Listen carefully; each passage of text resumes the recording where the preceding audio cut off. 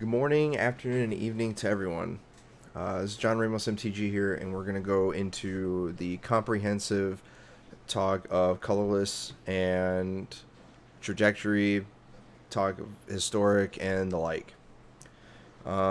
First, we're going to go over the list, and then I'm going to go over the individual card choices uh, in both the main deck and then in the sideboard.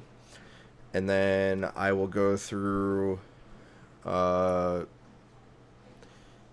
the takes on the matchups, and then I will go through some gameplay, and then we'll and in between there we'll talk about the historic format, and then we'll wrap it up with final thoughts and where it should go. So first, the deck itself. How did it come to be? Well, I have to give credit where credit is due. This deck came around not after Jumpstart, but relatively after Zendikar Rising was released, and Forsaken Monument was released. Most thought this was just a commander card and it was a meme. I first saw the list, or something like this, from Ali Antrazi. His list was much different than this when it first started.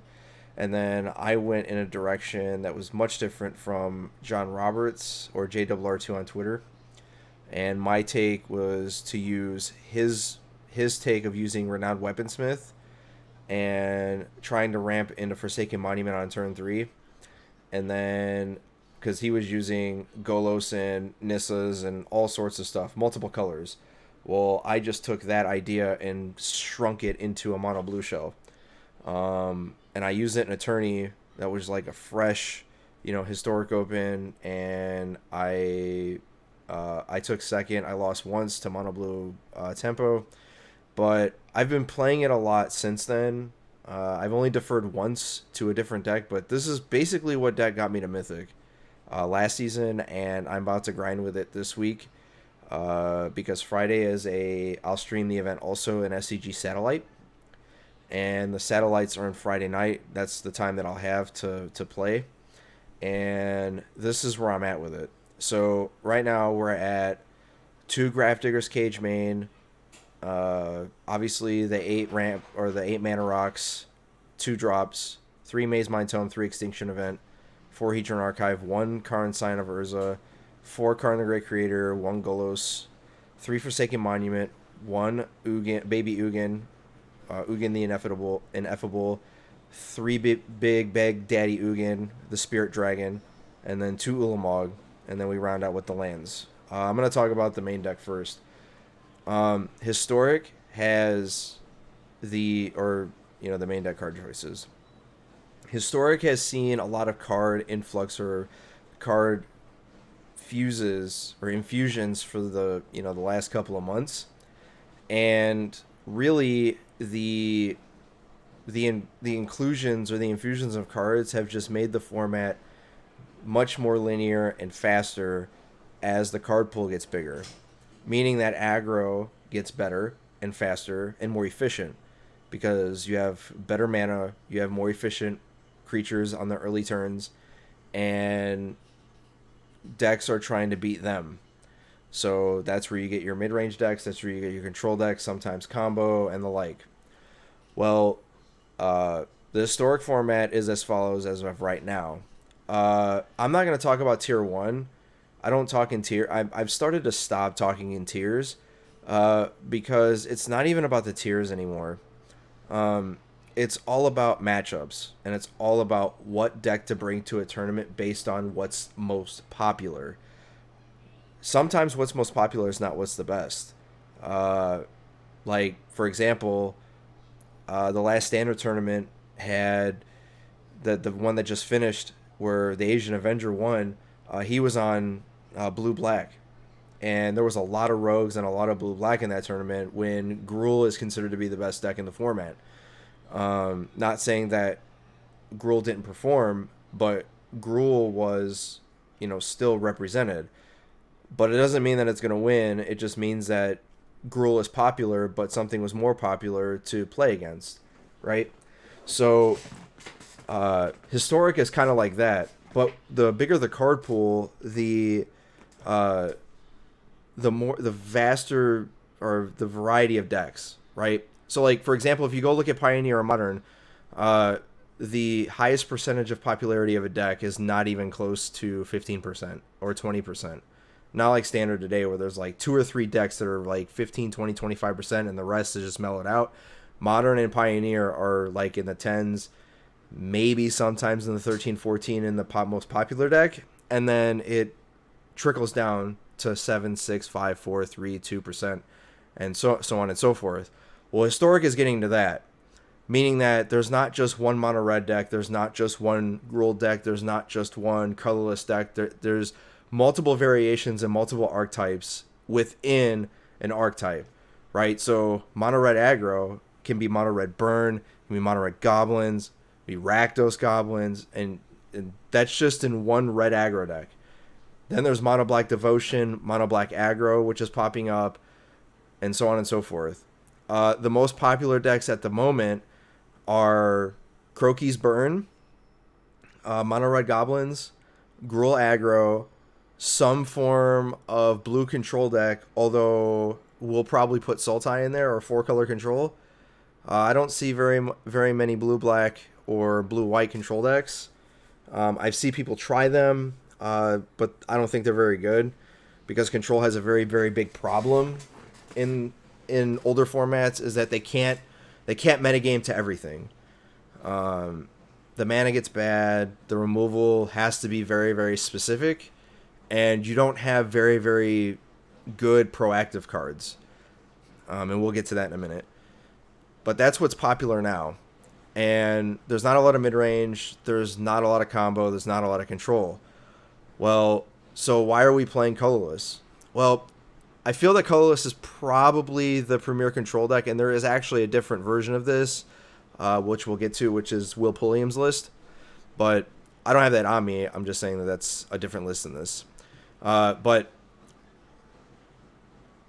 then I'll go into why I chose each card individually, which is based on the format. So, Grafdigger's Cage is number one.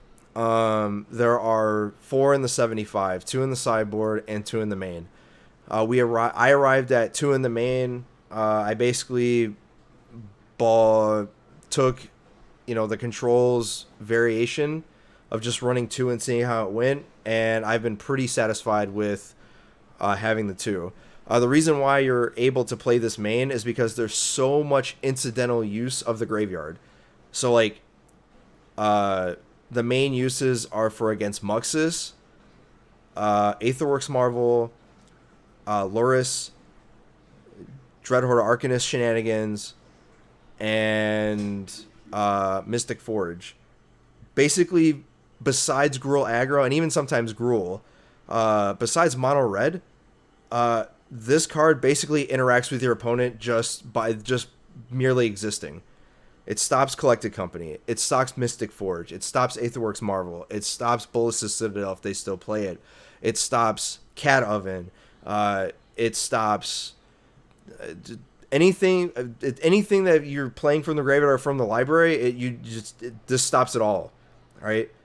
There's no reason not to play 4 of these. If you're not in a graveyard deck, or you're not trying to manipulate your library, you're playing 4 of these because it's just that good. We're at 8 mana rocks because you want to get to your 4 drops, usually Hedron Archive or Karn, depending on the matchup, and their utility, meaning that Guardian Idol becomes a 2/2, or sometimes it becomes a 4/4 with Forsaken Monument. And it's hard to interact with, especially with sorcery speed removal. And control has a very, very hard time with this because the sweepers don't touch this. Sort of like having a vehicle, except instead of paying creatures, you're paying mana. All right. Mind Stone, same thing, except you, instead of making a creature, now you pay 1 and draw a card. Sacrifice it, draw a card. You usually use this when you run out of cards and you have a crap ton of mana and a bunch of mana rocks out and you don't need these anymore. You're just trying to find answers. I arrived at Extinction Event after the release of Kaladesh. This used to not be in the main because you didn't have enough black sources, but now you do. according to Frank Cartson's latest article, the most recent is 2018, if I remember correctly, and I don't. But that was when the Guilds of Ravnica new mana, or the Shocklands, came out, or be reprinted in Standard, and he revised his article, and to cast Extinction Event, or one color mana and 3 colorless, or 4 CMC with 1 color, if you're running 4 of them, you need 9 sources of mana on turn 4 untapped. What does that mean? So let's say, for example, you ran all tap lands in your deck, right? You would reliably cast Extinction Event on turn 5 because every land comes into play tapped, right? However, if you have untapped sources, then you only need, 9, right? If you're playing with half and half, you can sequence your lands, but everything counts as an untapped source unless it says come into play tapped, right? So like if I were playing, say, Triomes, I don't count those as untapped sources on turn 1. They're untapped sources on turn 2, 3, 4, and so on, because you can play them on turn 1 tapped, and they'll count as a color source on turn 2. It goes in much more in depth. If you follow the stream, you can go to my stream and type in !mana sources, all lowercase, and it'll bring up Frank Cartson's article reference point, and then you get all your information from there. But we're playing 3 in the main because aggro, while prevalent, is not all of the metagame. So we sort of hedged against both control combo and aggro with Extinction Event, and then having one in the sideboard to, gain more percentage points that way without sacrificing some against the control matchup. You have 9 4-drops, you have 12 4-drops because you have no 3s, because you're trying to get to 4 with your 8 mana rocks. So you're usually getting there, right? So you can get away with having more 4s because you don't have a lot of 3s, and you don't have a lot of 5s either. So you have the right amount of 5s, not a lot of 6s. Essentially, your Ulamogs and Ugins and your Baby Ugin all counts are 7 or more. But because you have Hedron Archive, Mind Stone, and Guardian Idol, these are essentially not, these will be cast typically on, they'll be cast typically early. And the same with your 4s and 5s. So don't look at Hedron Archive as a 3-drop or a 4-drop. It's typically a 3-drop, much like Extinction Event. And then Karn, while sometimes a 3, sometimes is a 4, and so on and so forth. Extinction Event obviously is a sweeper, using it for the aggro matchup and nothing else. But the reason why we're using Extinction Event and not, say, in white for Wog or Languish or anything else is because it only costs 1 color of mana, and it's pretty easy to cast, and the exile matters. And it doesn't matter what the converted mana cost is. If you have to get rid of something very specific, it's a one for one. But if you have to get rid of multiple things and you don't care about indestructibility and hexproof and all that, well, Extinction Event gets around that. So this is why I arrived at Extinction Event in black, and there's a couple other reasons too, but we'll get to that. Hedron Archive is just a very good 4-drop. Tap it for 2 colorless, but you also get to draw 2 cards. Typically, you save that until you have no cards left, and you're trying to find, much like Mind Stone, except you use this sparingly if you need to, because it just produces so much mana. I started at 3 Karns and quickly went to 2, and then I'm down to 1. And the only reason why I'm still at 1 is because sometimes you don't want to see more than 1 ever, and sometimes this just turns into a damage soaker. In the historic event that I played in yesterday, was it yesterday? Yeah, it was yesterday. I was against Mono Red, and Karn took 2 3-damage burn spells to the face. So they lightning struck this twice, and I essentially gained 6 life. I gained a card, so essentially it was like a 3 for 1. Really a 2 for 1, but it felt like a 3 for 1 because I got a card out of the deal, and I made them waste 6 points of damage and 2 cards to do it. and I just got a replacement. So a solid 2-for-1, but sometimes it felt a lot more than that because I gained so much life from it. And that's essentially what Karn is just a damage soaker and a token producer in the mirror match. And I mean, really, it's not just in the mirror match, but token producer and against control, you just keep card parity by drawing cards, even if it's just lands. The main also reason I'm still reluctant to get rid of him is because when you exile the card, just because it has a silver counter doesn't mean anything, right? You can still grab it, and I'll get to that here later. That's why he's still in the deck. I've found times that I want to cut him, but I don't know what to put in place for him that I just want to see a one of, or adding one to any of these, because I don't want more than one Golos, and I don't want more than one Baby Ugin, and I don't want 3 Ulamogs or 4 Big Ugins. Ulamog, I almost said Karn, but I don't want 4 Extinction Event. I don't want 3 cages in the main. So anything, I would add an extra land, but I'm already running 25, so I don't know what I put in this spot. Karn, the great creator, the better Karn, is really the namesake of the deck, and it gives you the flexibility that you need. Turning your Mana Rocks and Forsaken Monument and other artifacts into creatures, and then attacking with them. But really, the passive and the negative ability is why you still play this. And the negative ability gives you a toolbox sideboard. Albeit, I have been cutting more and more cards from the sideboard because Historic is getting to a point where you need to be more flexible with your answers, and you can't have sideboard slots being taken up by stuff that you just don't use. Hardly ever. So I've been cutting cards from the sideboard, the one-ofs, very frequently, because sometimes you just need multiples of stuff, and the random one-ofs just don't matter sometimes. But this card's the reason you play it in the mirror, and in it's basically a tutor, and having 7 monuments in your deck. Obviously, if you play another one and grab monument, you can't grab it again. But if it ever gets exiled, you can. All right. So, and that's the main crux of this card, is why it's so versatile and so good, and it's why it plays in. It's why it does see play in Pioneer. It's because of how flexible it is. Golos is really just a draw 3 for 5. But you're using it to be a stopgap and getting, ramping into your big creatures or your big spells in the end. This is basically a damage soaker. Being a 3/5 and sometimes a 5/7 for 5 is good enough. And drawing 3 cards a turn and casting them for free. If you spin Golos, obviously you can run into 3 lands, but there are times where you just flip Ugin, Ulamog, or Karn, Monument, Ulamog, or Ugin, and it's just game over. Even getting 2 hits off of it is more than good enough. But as the format gets faster, this might not be good enough, but for now it's working. Forsaken Monument is the other namesake of the deck.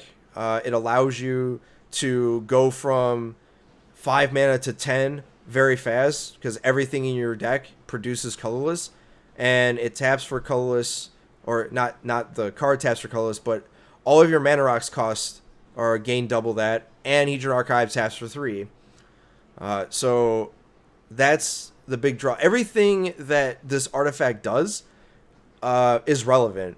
Everything getting +2/+2 in your deck that is a creature, meaning your Guardian Idol, your Crawling Barrens, and your Mobilized District is a big deal. Crawling Barrens being a 5/5 with Vigilance is a big deal. Golos being a 5/7, and turning your Platinum Angels into 6/6s where they don't die to like Chandra or Lava Coils or whatever, is better than people think it is. And then whenever you cast a colorless spell, you gain 2 life. There are times where you can spin off and go casting 4, 5, 6 spells in a turn, and every time you cast a spell, you gain 2 life. And if you're in a spot where you have double planar beacon or 2 planar beacons and a Forsaken Monument, your Karns and your Ugins and your Planeswalkers gain you 4 life. So that life gain is is really relevant in a lot of situations. So, and this being at 5 is generally where you're going to get this effect of doubling your mana and gaining. This is basically a better Mirari's Wake, where you tap a mana, you gain double. Your creatures are bigger than what Mirari's Wake gives you. Mirari's Wake gives you +1/+1. This gives you +2/+2, and you gain 2 life when you cast a spell. This is much better. It's much better than, not strictly better, but much better than Mirari's Wake. I started at 3 Ugins, and I quickly went down all the way down to 1. There's not really much room for this effect. Yeah, your color spells cost 2 less to cast, but putting out tokens, which also gain this ability of getting +2/+2, paying 6 to destroy a target permanent only comes up high. It's very rare that it happens, but it's relevant. This is why you only want to see one of them. You don't want to see multiples. And then your big creatures, or I keep saying creatures, and Ugin is not a creature. Big Daddy Ugin and Ulamog the Ceaseless Hunger. There are some decks that just cannot beat this, and when you cast it on turn 5, turn 6, the game's just over. Same with Ugin. And there are times where you cast it on turn 10 because you've controlled the game. And there are certain decks, like I said, can't beat this. Sultai can never beat this, even with Extinction Event, because after you remove 2 of their lands, or their Nissa in their land, and they're back down to 4 lands against your 12 mana, they can't beat you. Even having Scarab God doesn't matter, because once you remove it, they can't get it back. And then Ugin is only bad in the colorless matchup, but even then it's still fine.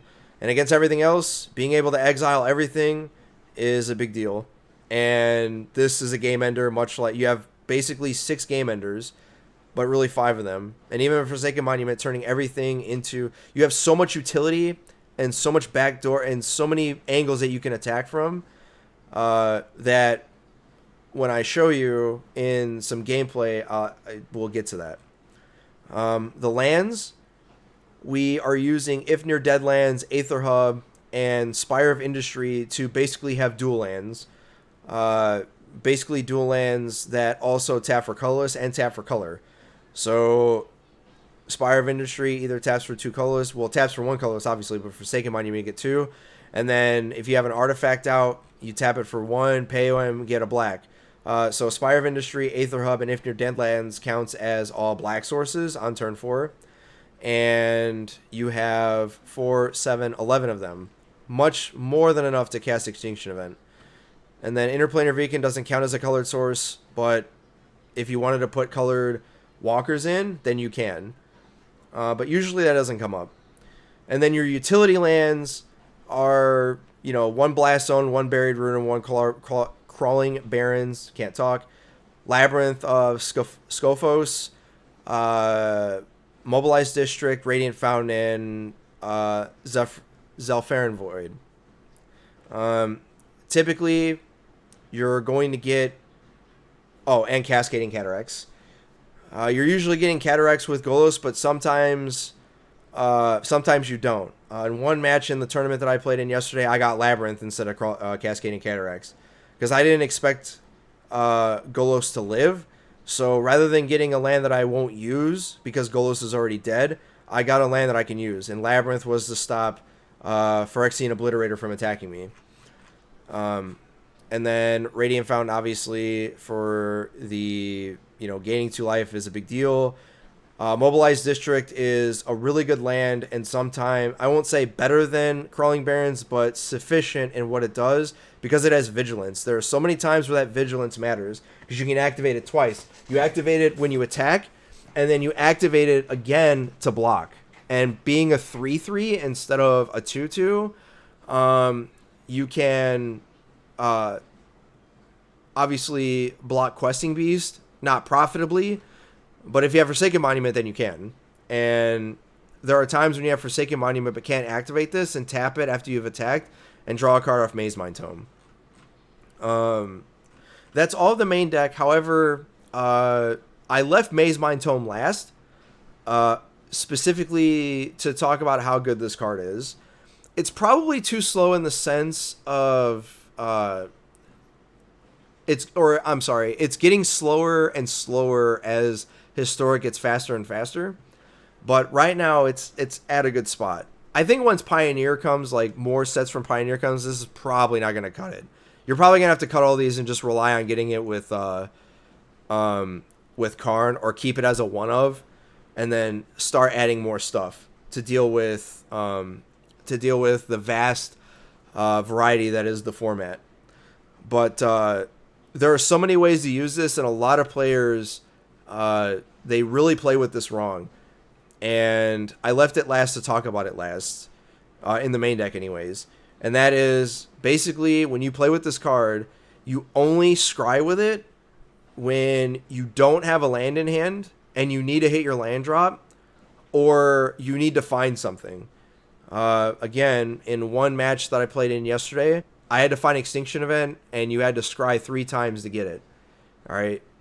Is it profitable? No. Is it efficient? Probably not, but it saves me to find a card that I can use rather than drawing a card. Against Control, unless you're trying to find a land, you don't scry. You just draw a card. This card basically negates Thoughtseize. So, like, if you're on the play and they don't Thoughtseize you on turn 1, I typically will play Maze Mind Tome over Mind Stone, especially if I don't have a 4-drop in hand, because the cards matter more than getting to 4 mana if you're not going to cast anything. And people even misplay this in Standard, which is absurd to me, but whatever. But that's the main deck. Now we're on to the sideboard. All right.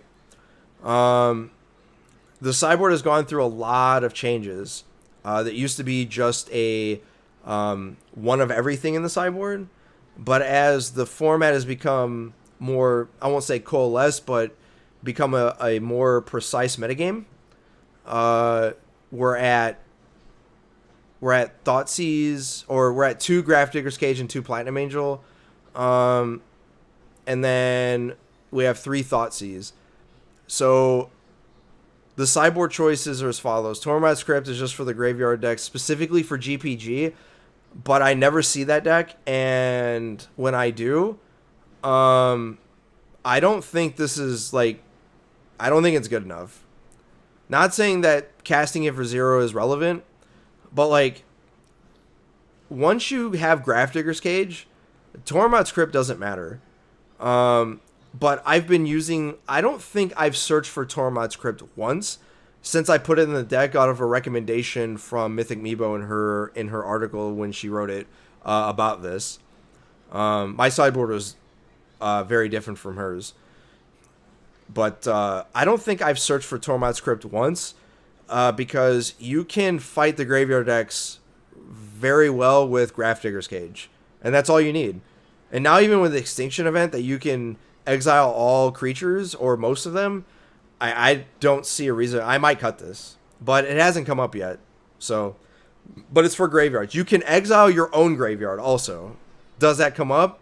Not really. However, when you use this and it says any face-up artifact card you own exile, this also puts everything in exile and you can get it.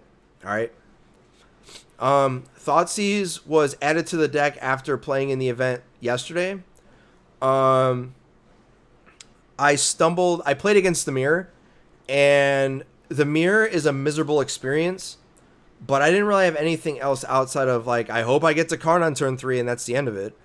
So I added Thoughtseize out of a recommendation from what I saw from the opponent, and the opponent had 3 Ceremonious Rejections in their sideboard. They didn't have a lot of blue sources, but they had Rejection. So I don't think Rejection is very good, because and we'll get to that, but I prefer Thoughtseize over Ceremonious Rejection. Because Thoughtseize is a lot more proactive. I can side this in against anything, right? Ceremonious Rejection, I can only side that in against maybe 2 decks. Thoughtseize, I can bring in against anything. And it's very good at what it does for 1 mana. Added Grafdigger's Cage in the sideboard. You need 4 in your 75 if you're not playing a deck that is hindered by Grafdigger's Cage. You want this effect, and you bring in 1 extra to have 1 to search for and have 3 in the main. And that's the end of that. Maze Mind Tome, just another access to the 4th. Sometimes you have to get it, but I'm getting to the point where I might side this card out. Or take a couple out. But it hasn't come to that yet. But sometimes you need this effect to just get some extra card advantage, gain the 4 life. The gain the 4 life is so pivotal sometimes that people forget that it does that. And then when it happens, you're like, oh man, I'm not going to kill them because they have Maze Mind Tome. Came up a couple of times yesterday. Sculpting Steel was kind of like my spicy technology against the mirror. Not the Pulliam version. I didn't see that till afterwards. But I put it in for the mirror because if they cast their Forsaken Monument on 5, I can cast Forsaken Monument on 3 because this copies any artifact, not just your stuff. It copies the opponent's stuff. And I basically get a Forsaken Monument for 3 mana.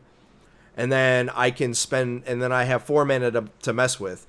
To get another Maze Mind Tome and draw a card, or cast Helm of the Host, or cast another Archive, or cast Bit or other Karn. There's a lot of pick and play with this card, and it's not just, you know, for Forsaken Monument. Maybe they have something else, or maybe you copy your own stuff, like Meteor Golem or Platinum Angel. They're not legendary, so you can, you know, make or add to that. Adding Extinction Event again for the aggro matchup. Helm of the Host is strictly to copy Platinum Angel, but sometimes it'll come up where you copy Meteor Golem and just start destroying permanents, non-land. But typically, this is the combo with this is for against the Ors matchup was a pretty bad matchup for you, especially the black-white one, where Platinum Angel comes down and you hope they can't kill it, and then you get Helm and then make a million Platinum Angels and they can't kill you, and then you kill them in the air. Golos is just another way to. If you never draw the one in the main, then you Karn for it, get it out of the sideboard, and go from there. Same with Monument. And the Meteor Golem is kind of like your catch-all answer to something that you can't deal with, namely opposing Karns, if you're able to get to that. And then Sorcerer Spyglass, which you conveniently don't see in this list, and other stuff that hinders your progression. That's what this is for. Alright. And then Platinum Angel isn't just for the Auras matchup, it's for any aggro deck. But it's not only just for that. If you have to stall the game out, this is how you do it. And then you go get Helm the next turn with Karn, and then you basically can't lose. Alright. So, what do we do with the deck in the matchups? Magic is all about matchups, alright? I will not claim that this deck is tier 1, because I don't think it is. It's one of the most fun decks to play, because it's not doing anything busted, and it's not a miserable game experience. Unless you're playing against the mirror, then it is a miserable game experience. But the rest of the format is actually very, very interactive, and you interact with your opponent just as much as they do interact with you. But the matchup really depends on how you play. So, like, if you know that you're against Thoughtseize decks, you're more inclined to cast Maze Mind Tome than Mind Stone, unless, you know, it's really draw dependent. It's really dependent on what the board state is and what the game state is, right? But typically, if I know I'm facing against Thoughtseize decks that are not aggro, I will cast Maze Mind Tome first. Not all the time, but most of the time. When you get into a spot where you're on when you're on 4 mana and you have to decide whether or not you cast Hedron Archive or Karn, that comes up. I typically cast Hedron Archive over Karn, but that really depends if it's against aggro or control. But most of the time I cast this, especially if I have a 2-drop in hand. Then I'll drop Hedron Archive, drop my Maze Mind Tome Scry, and then we're off to the races. Alright. Forsaken Monument, same thing. Typically you don't expose your 4 drops, your 4 mana Karns, to Nissa, but we'll get to that. And the rest of it is just self-explanatory. So aggro is your hardest matchup, but it's not the impossible matchup. All right, your impossible matchup is the tempo deck, rogues or mono blue tempo. That matchup is a nightmare because Grafdigger's Cage doesn't really interact with them, and all of your spells cost 1,000,000, and their interaction is like Lofty Denial, Spell Pierce, Thought Seize. Everything is 1 and 2 mana, and everything you're casting is 4, 5, 6, 7, 8, 9, 10. Right? So that's like the nightmare matchup for you. Everything else is either unfavorable or favorable. But aggro is typically either even or unfavorable. Mid-range, you're favorable. Control, you're favorable. Except against something that's playing with Torrential Gear Hulk and Sublime Epiphany. I would say that matchup is not very good for you. Unless you have Cage out, then it gets really wonky. But I haven't faced that matchup, so I'm assuming it's unfavorable because they play more counter magic than most other decks do. I think Marvel, the combo decks, it's even or you're favored. The mirror match is all about getting Karn. Whoever gets Karn first wins. Or is rather the percentage is like 95-5. Especially if the opponent plays it wrong. But it's all about Karn. Who gets to turn 3 Karn? If whoever gets to turn 3 Karn wins. Because it stops everything. Stops you from activating Maze Mind or Mind Stone, Tome, Guardian Idol, Hedron Archive, all that. Alright. I'm not going to go into the individual matchups, like what you want to do, but for what do you want to do, like the most popular decks, all right? The most popular decks, we'll say goblins, all right? You don't side out the cages, you don't side out the extinction events. I typically side out the Ulamogs, all right? And the reason why I'm not giving like a concrete cyborg guide is because there are so many decks that you don't want to memorize stuff. Something that I learned when I play chess competitively is that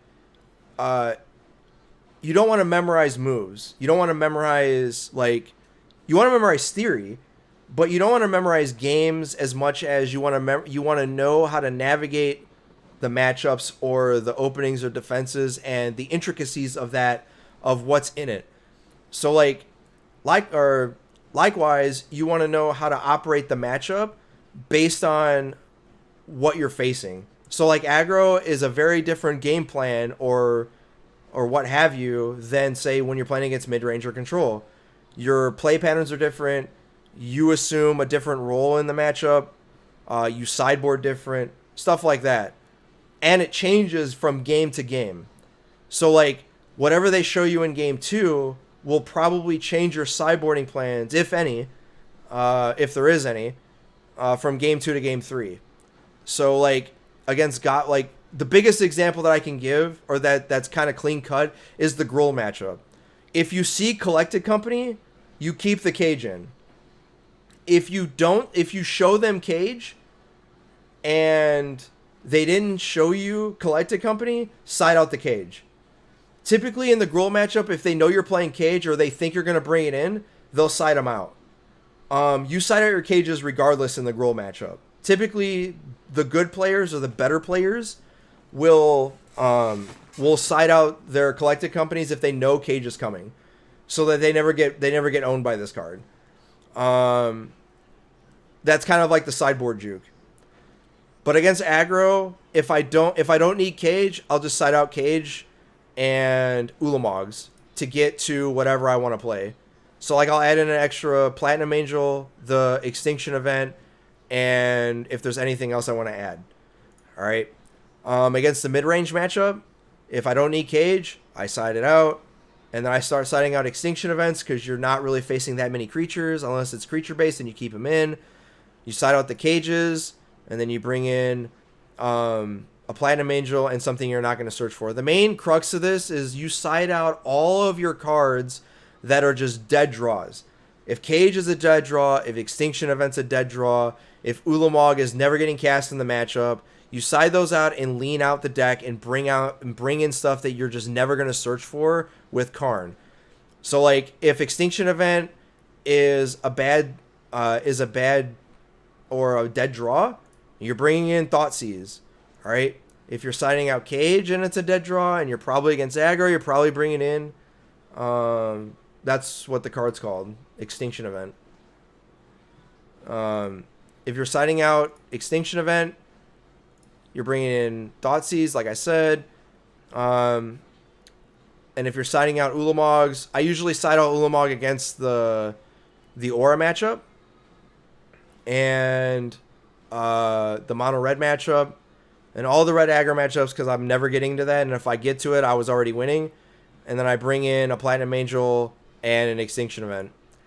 And then, as I said, for the mid-range matchup, it just depends on what they're playing. If they're playing a more ramp strategy like Sultai, I'll side out the Cages and one Extinction Event, and then I bring in all the Thoughtseizes. All right. The mirror match, side out all the Extinction Events, bring in Thoughtseize. You can, in the control matchup, and I'm generalizing because you're not, the archetypes are span all over. Blue white, black blue, Sultai control, Esper control 60 card, Esper control 80 cards. You're pretty much doing the same thing, right? So when I'm generalizing, that means that you're sideboarding pretty much the same because you want to have a sideboard plan, but it's typically going to be the same. Just I don't need to do this for every single matchup because you just want to have the general theory behind it about how to navigate each matchup.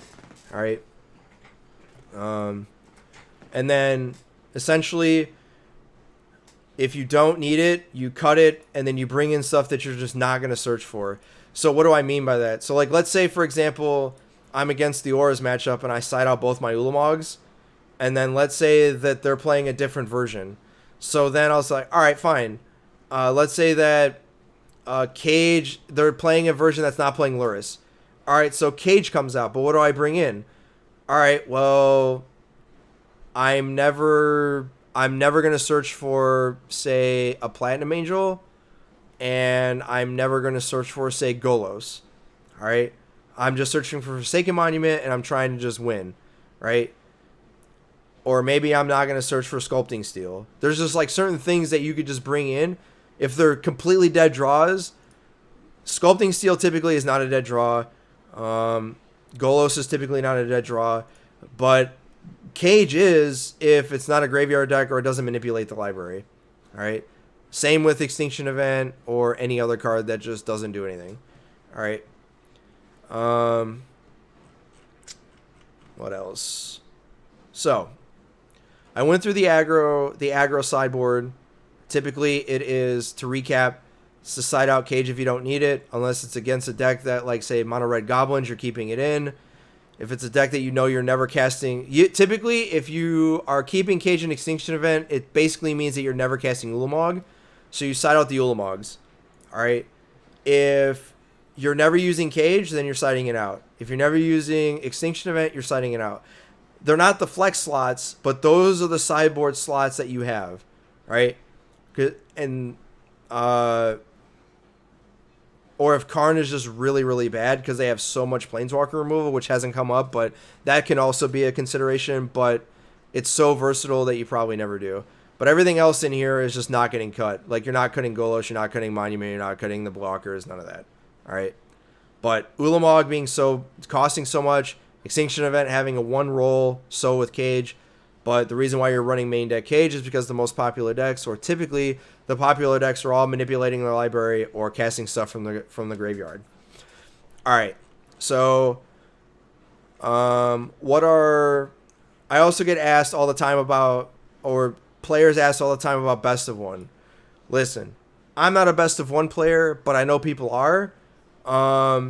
What you do there is you take your entire sideboard, that's this for the best of three, So like take out all the Thoughtseizes, cut down to one cage, take out the Extinction Event, and then take out one Platinum Angel, and just add in as many bullets as you can, and then play it that way.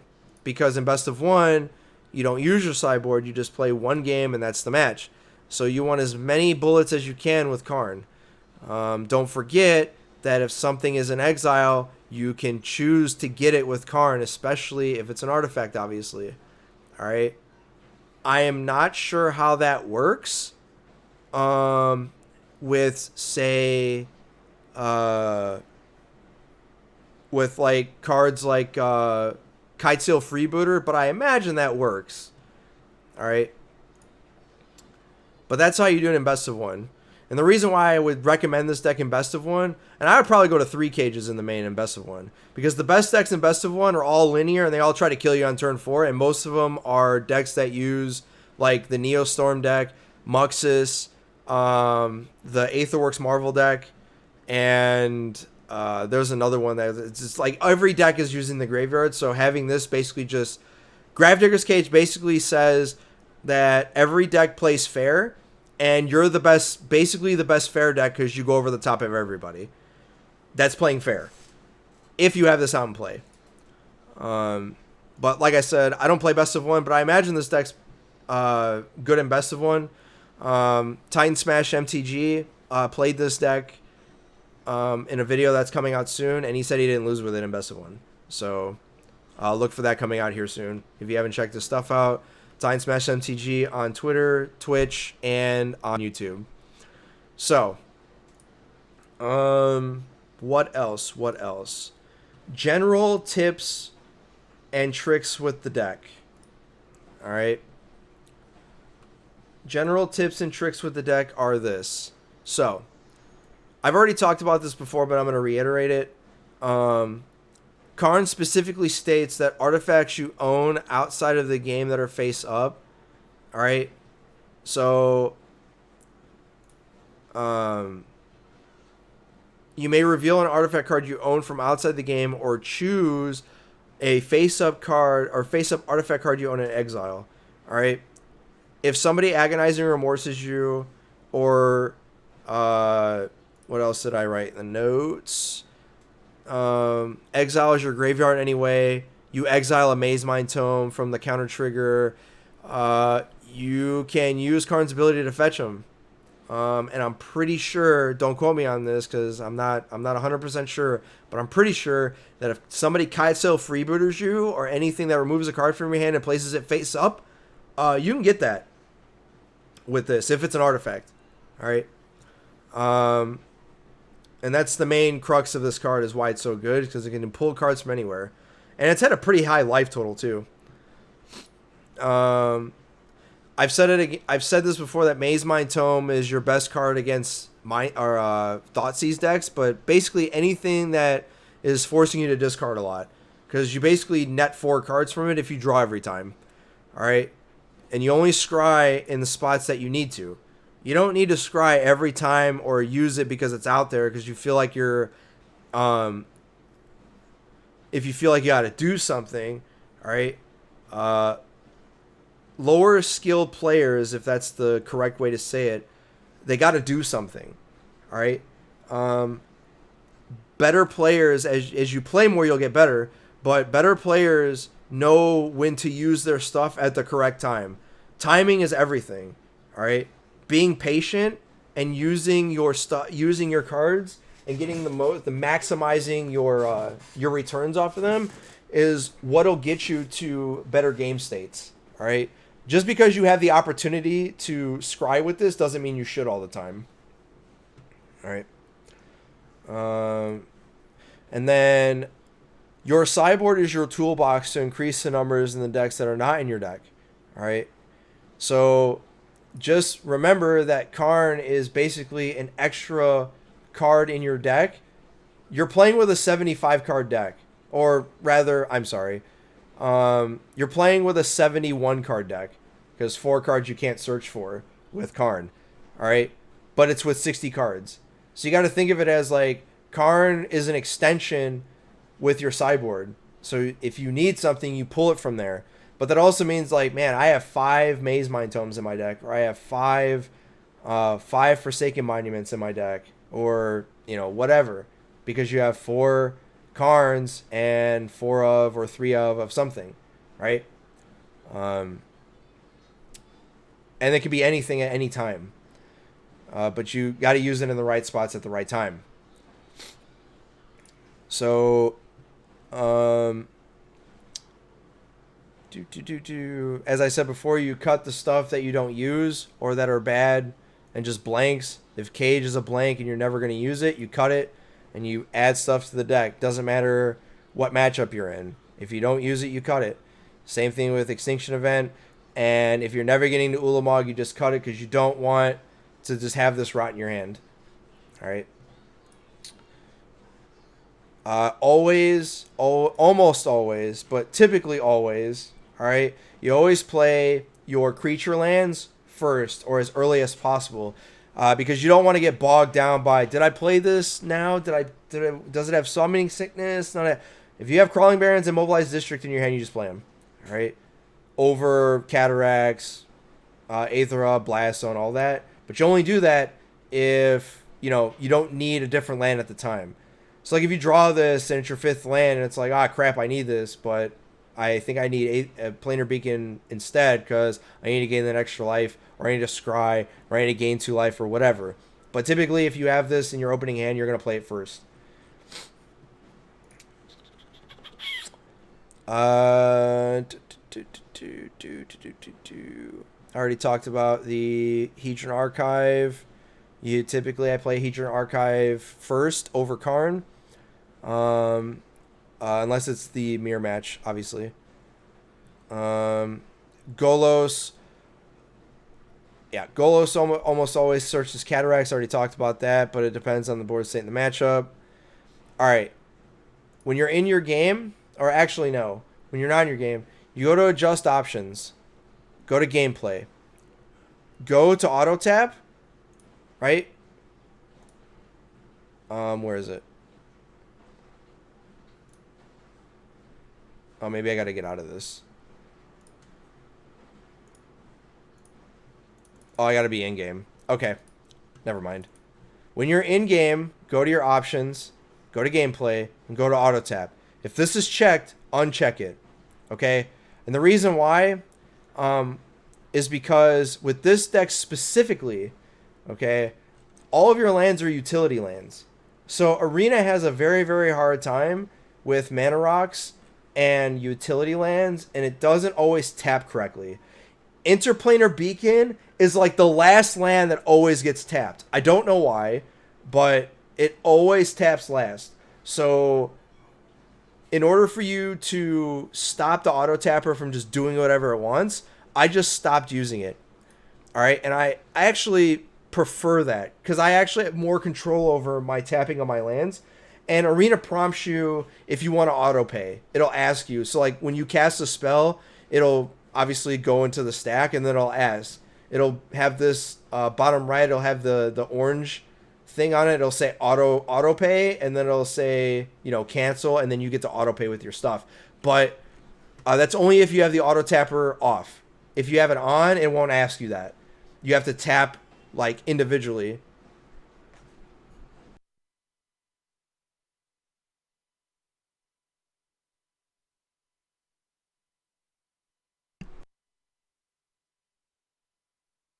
Oh, give me a second. I gotta let the dog out.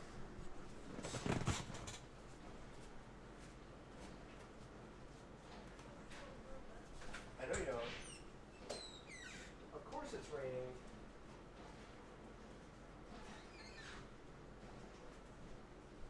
Where's my shoes? I know I took my shoes off over.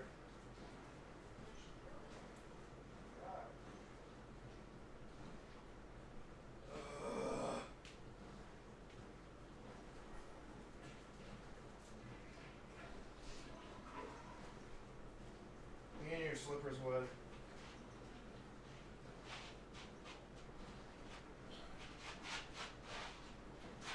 Should be over there, but they're not.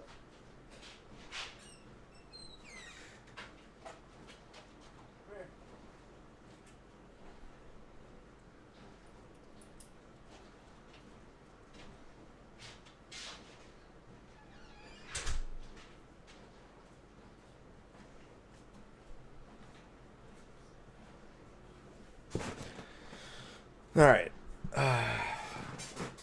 Where was I? I think I was talking about the lands. I was talking about the auto tapper. All right, but it forces you to. The other reason is sometimes you give away too much information when you're in your games, when you mouse over your lands, because the opponent can see where your cursor. Like they can't see your cursor, but they can see when you mouse over a card or you mouse over creatures or lands or whatever.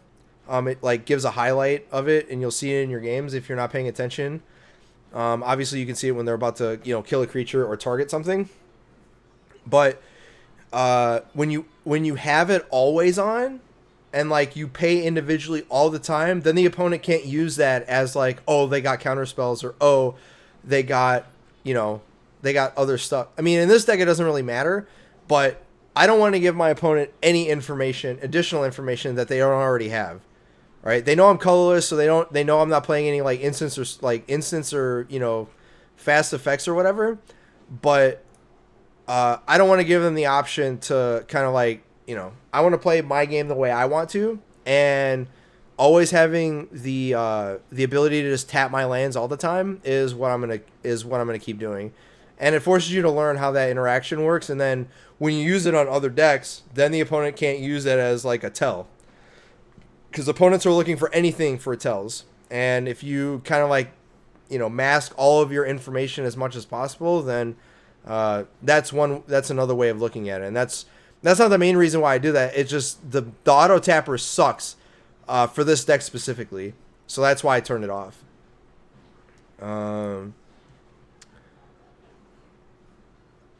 This deck plays out a lot based off of what the board state is.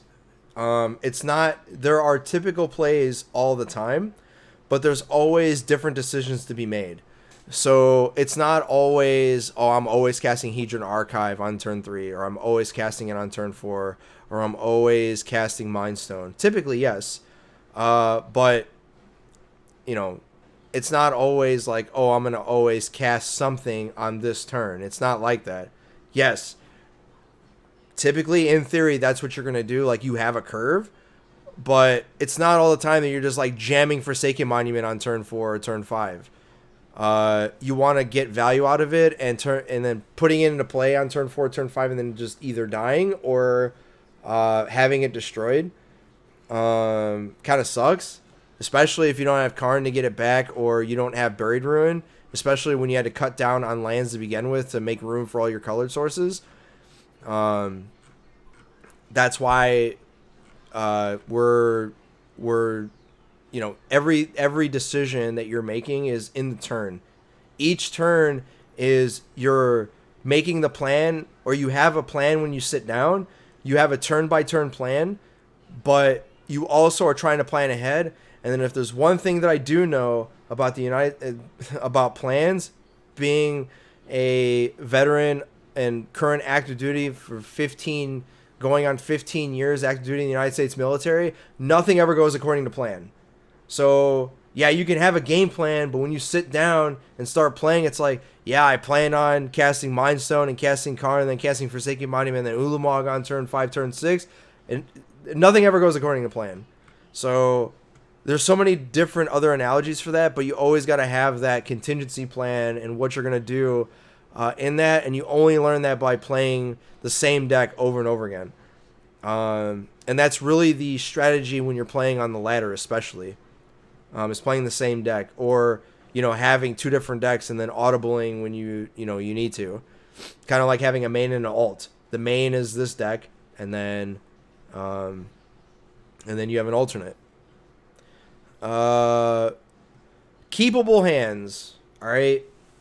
Keepable hands is something that everyone talks about, and you can either sit on the one side of the spectrum where we'll use an example of Patrick Chapin's, like, we have the London Mulligan rule, so we should be mulligan aggressively all the time because I always draw 7 and I can sculpt the best 5-card hand, I can sculpt the best 6-card hand, and so on and so forth. And then there's the other side of the spectrum, Seth Manfield's position, where I don't want to mulligan ever. So, or the loose keep, right? But this deck is far and away one of the better decks to play with if you don't know what to do with keepable hands. In other words, if you have a 2-land hand and you have a mana rock, you're probably keeping. And if you have a 5-land hand and a mana rock, you're probably keeping.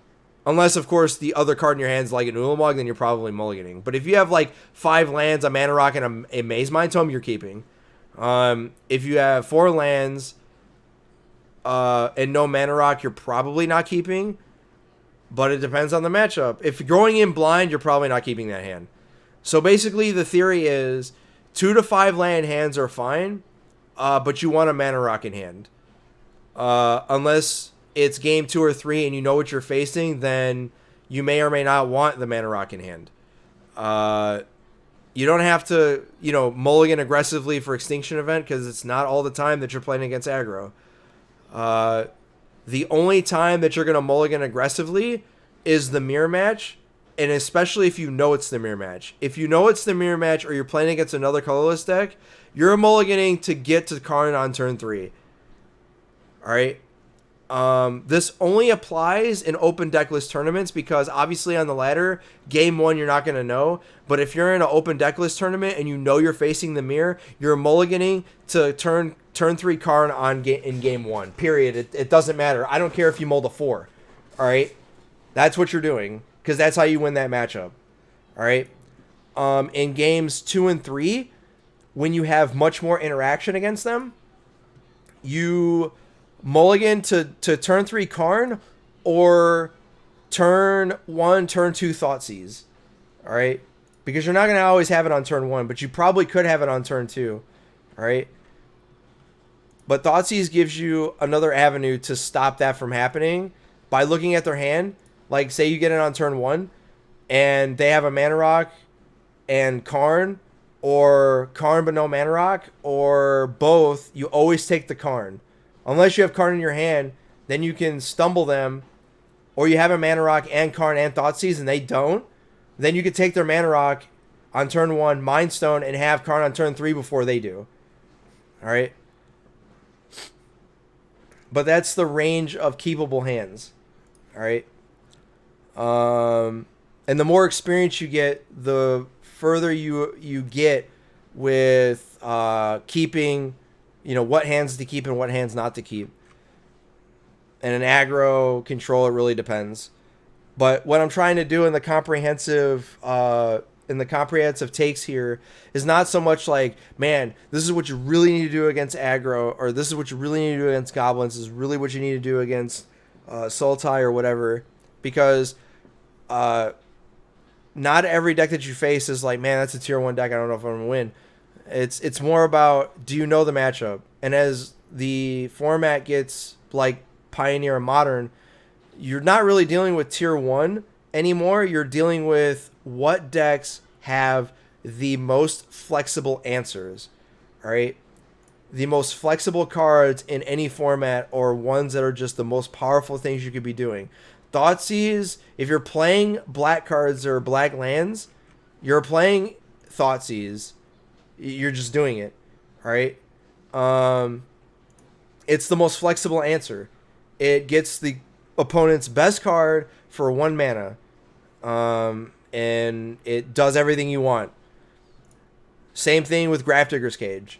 It's the most flexible answer that we have, and it's main deckable because there's so much graveyard manipulation and library manipulation. So this is what you're playing. If you're in red, you're probably playing with the Braids and lightning bolt type stuff, because everything is 2 to 3 toughness until you get to 3 and 4 mana cost stuff. Same with Fatal Push. Fatal Push is probably the best removal spell in the format, but we can't play it here because we don't really trigger it. The Revolt anyway. So it's all about flexible answers to the hardest questions, and that is, how many things can you answer? If you're playing Ceremonious Rejection, for example, you're only answering a few specific archetypes or a few specific cards. Thoughtseize, you answer way more things than you do with rejection. Extinction Event, the same thing. Wog does the same thing, but it's a lot harder to cast. So Extinction Event gets the call, right? And we're also in black cards. But that's the name of the game in older formats is what are the greatest flexible answers to specific problems.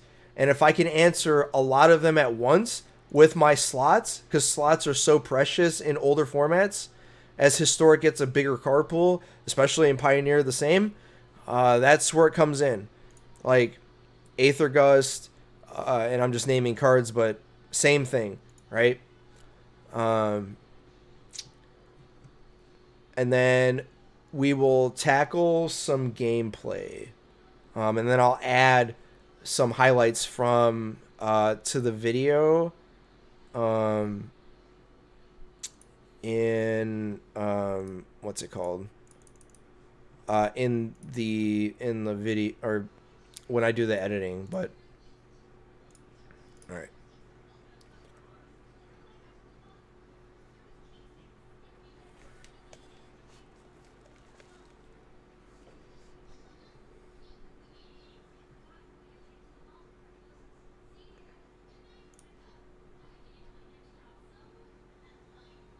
All right, so see, this is a three land hand, but we have double archive with Karn and Monument. This hand is probably not fast enough, so we're gonna mulligan.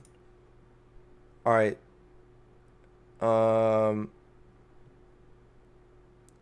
This hand is not much better. Our opponent mulligan also. So this is basically a mold of 5 because I'm never casting this on time and I'm never casting this. So I'm probably just mulliganing this too. This hand sucks. Alright, this hand's fine. So I'm bidding Ulamog and probably Karn. It's either Karn or Hedron Archive.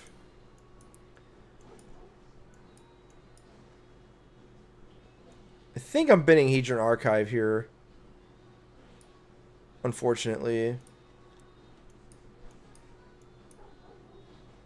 I can Zeppelin Void for a land here.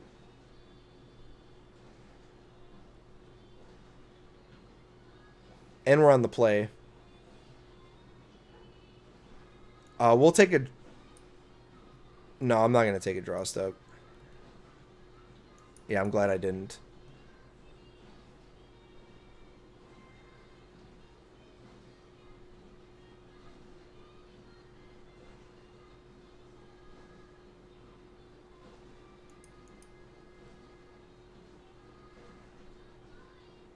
Sucks we weren't on the draw because I prefer mulliganing like that on the draw rather than on the play.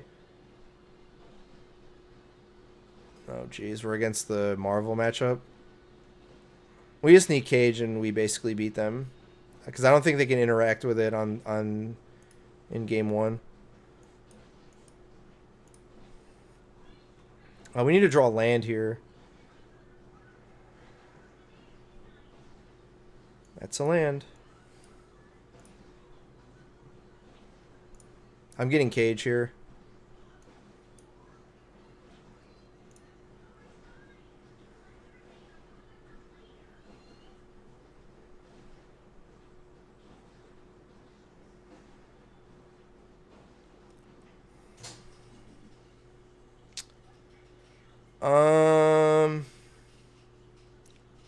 Yeah, it's probably just Cage. Well, no. Because I don't care if they resolve that.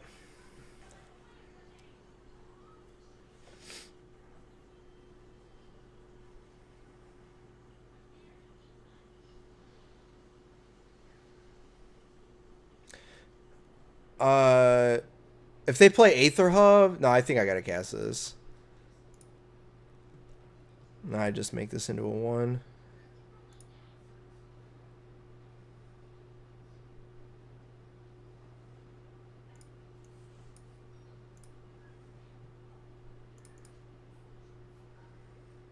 So they can attack Karn, that's fine. I just need to resolve this. Yeah, see, I'm glad I did this because if they have Marvel here, or if they have Marvel, then Chandra, sure. I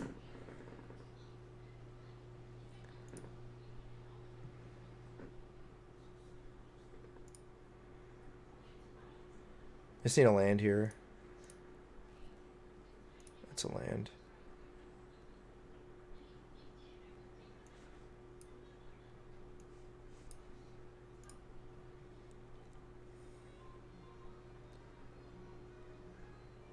They have enough energy to kill this, so I'm just yeah,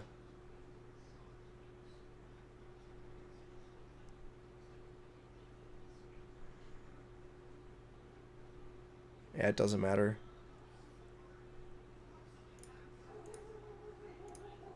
I'm not gonna make any of my stuff into a creature because Chandra just kills it.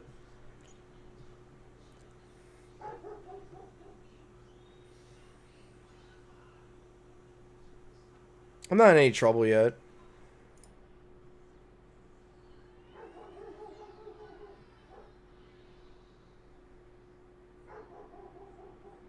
My dog not happy out there. I need to deal with this eventually, though. Another Rogue Refiner, sure.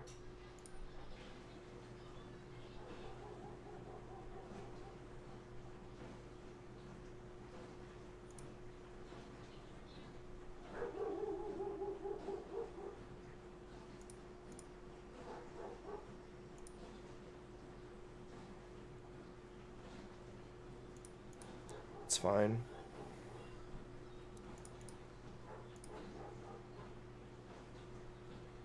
I'll scry here.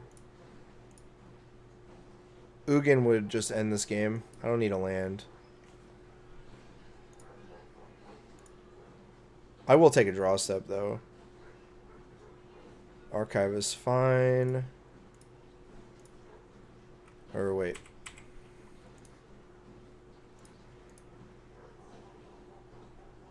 My dog is just not happy, bruh.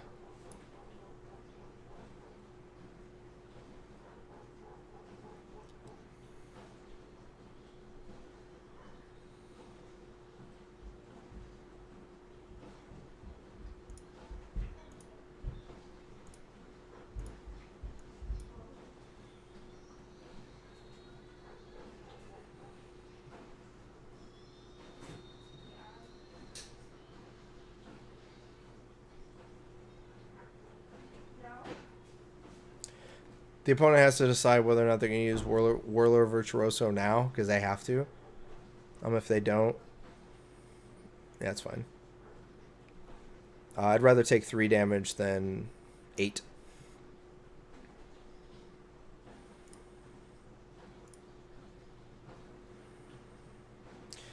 I'll draw at the end of their turn. I might draw 2 cards, to be honest. Because I can still 3, 4, 5, 6, 7, 8, 9, 10, 11. I can still cast whatever, so. It really depends on what they get. Harness Lightning? Okay. It really depends on. I need it. Okay, so they're playing Growth Spirals. Excuse me.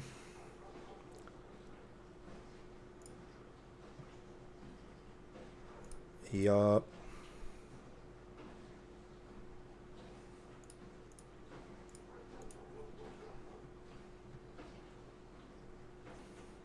Oh, okay. I think.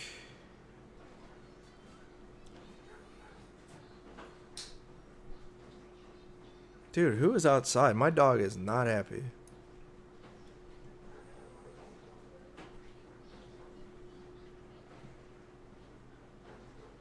I think I'm going to take a scry, because if I spend mana to draw and it's not something I want, I'd much rather spend 2 mana instead of 4. Or 1 mana. Yeah, 1 mana instead of 3. Because I have another one in hand, so.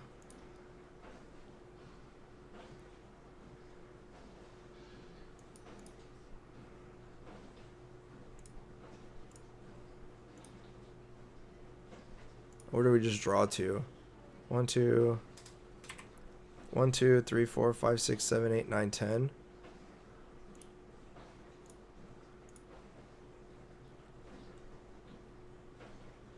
Well, Ugin is good enough.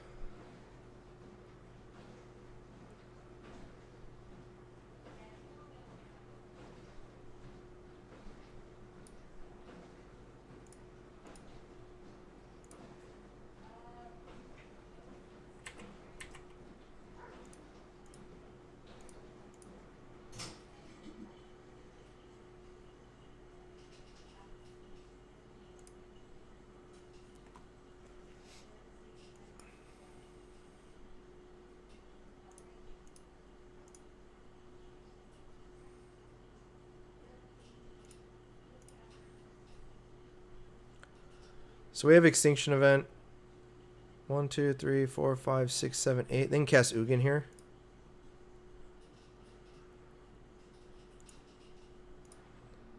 Here 2 mana. They'll have Ulamog mana. Marvel's fine.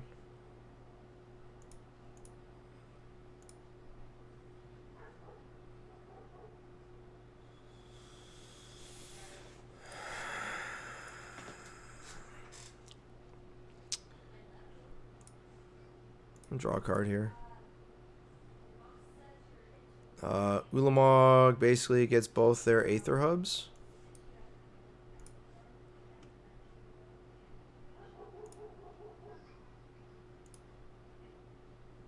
I just want their red source and their blue source, I guess.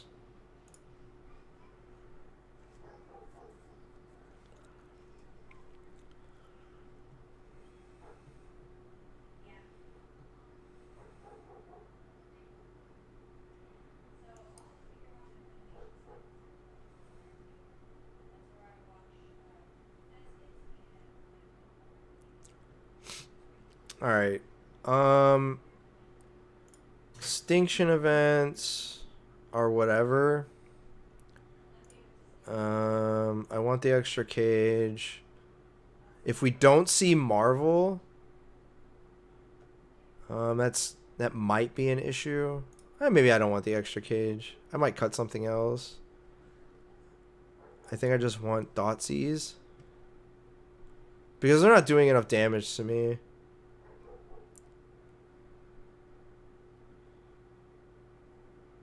Like, is there any card that I just don't want? Like, Karn's more than enough. Like, Cage just stops that from happening. Although I am on the draw. So. You can probably go down a Maze Mind Tome here. It did do some work, but we might just want the third cage. And then if they cut the Marvels, then like if we just don't see it.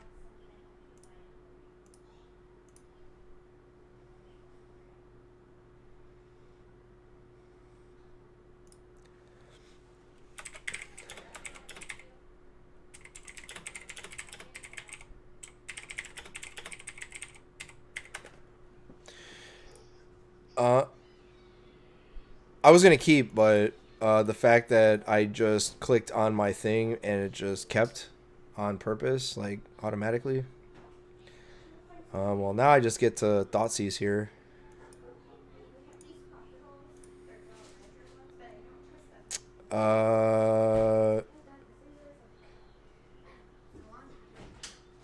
Yeah, I just take rejection, I guess.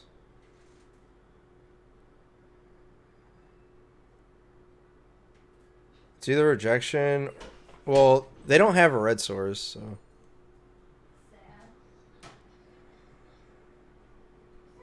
Then I just radiant or mobilize district into Guardian Idol.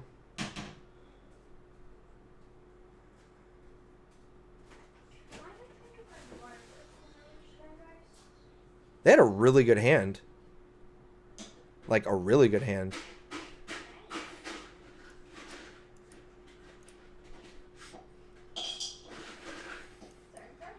That's probably the best 7-card hand I've seen. I couldn't take a braid here. Because like they'll have rejection, although they probably would have used it on the idol. But they still would have had servant here. So I think rejection is the correct play because they could just keep it up and then like growth spiral it into an island and then counter my stuff. So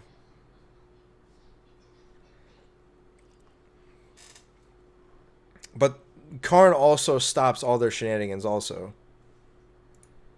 But they have to decide whether or not they're gonna abrade my Guardian Idol or not.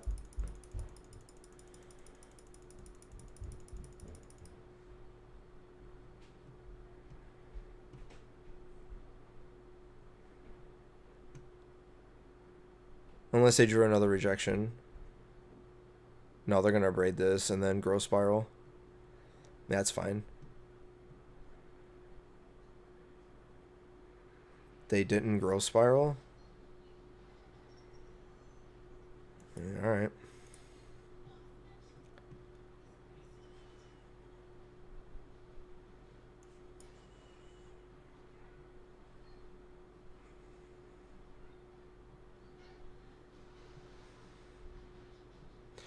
They don't have enough. They don't have enough energy here. Even if they cast Aetherworks Marvel and Harness Lightning, they don't have enough. So I can cast Karn next turn.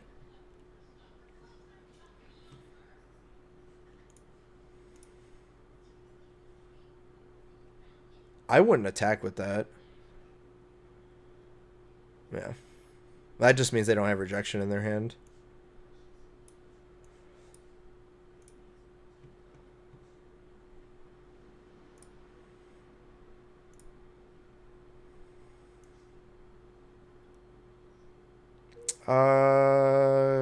Do I go for Cage here? I think I just go for Cage and just stop them from doing stuff.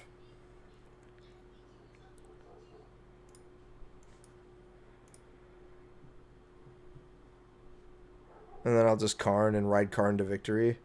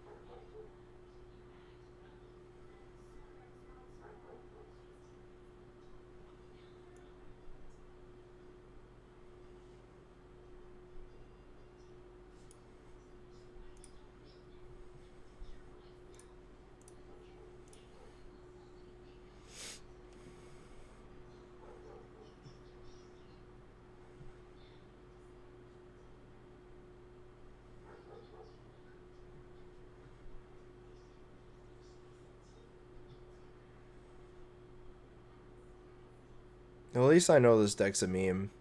Like, they can't interact with Cage and Karn, and I'm pretty sure that my Thoughtseize play is much better than Like, all the energy you want, dude. I just don't care. I think I just draw a card. Cage. They'll probably give me Cage. They gave me Hedron Archive? Alright. I mean, I guess.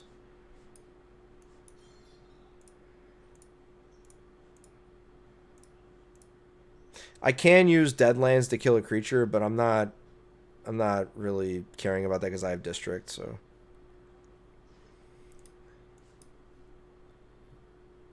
I'll just make Archive a creature. And I'll just say go. Attacking. What does attacking do? No, I need to be able to go get Forsaken Monument next turn, so I need to wait. I can turn a bunch of stuff into creatures, so I'm not really worried about it. Like, they can produce any amount of mana here. They have conduits, so they can go to 7 mana here. I don't know what they have though.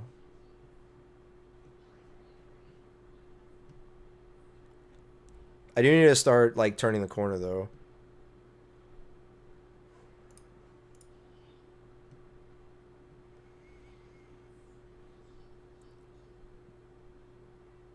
But Forsaken Monument will do that because I'll just Monument and make another token and then just start attacking.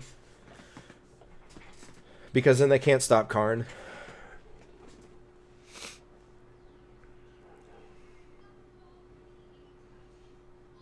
One, two, three, four, five, six, seven, eight, 9. If I draw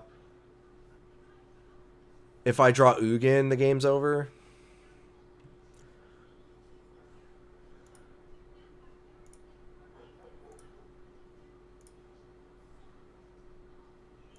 I wish there was an okay emote. Nothing? Okay. Well, I drew Monument, so I think I just play Monument here.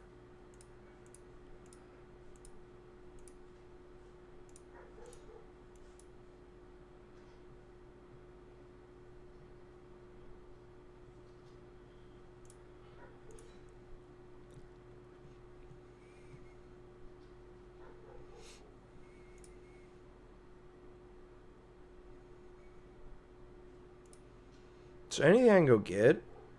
Probably not, right?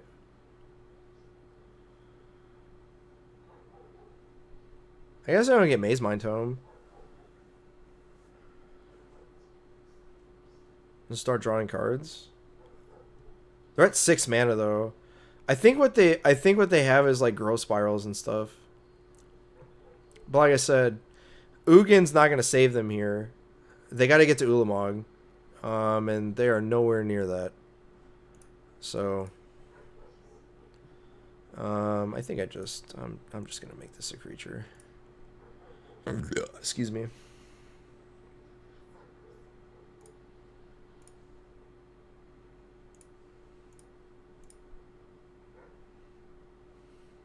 Like, even Guardian Idol is bigger than their creatures. I would imagine they're like abrade this. Oh, they're just gonna take it. Okay, I'm fine with that. Because even if they kill Archive here, they can't kill Karn. That's fine. They still can't activate Marvel, so sure. They don't have a land in hand.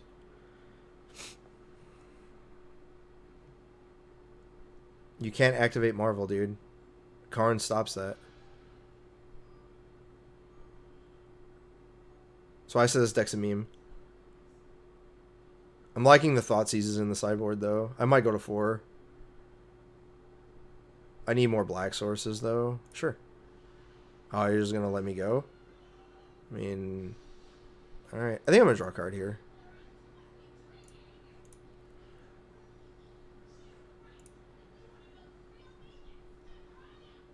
Well, Ugin ends the game.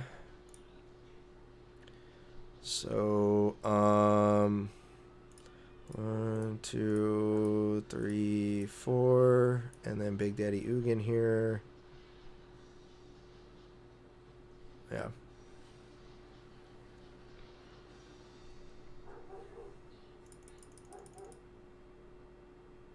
Yeah, you see they boarded in rejection.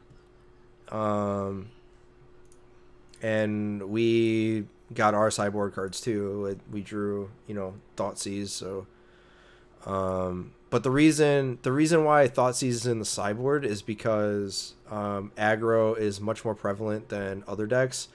And we're in Brewer's Paradise in Historic, meaning that people are just trying different things. But I don't know. I might go to, what was the card I was thinking about cutting? Tormod's Crypt, and just going to 4 Thoughtseize. But I need to find a way to get, maybe not turn 2 or turn 1 Thoughtseize, but turn 2. And the way to do that, I guess, is with Cage, with like Spire of Industry and Cage. But yeah. So, all right. We are going to play another one and hopefully find a deck decent enough. I don't think the Marvel deck's any good. Like, it's probably good against decks that don't interact with it. But, like, there's a lot of decks that interact with it. So,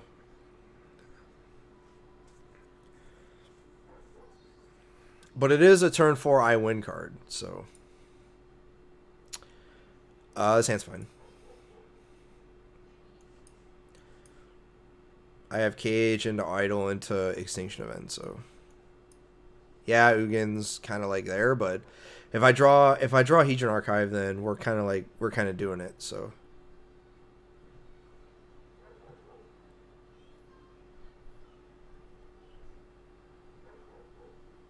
all right, I'm gonna check with my dog. My dog's been barking this entire time, like an entire match.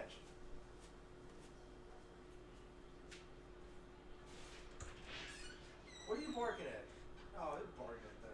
They know you live here.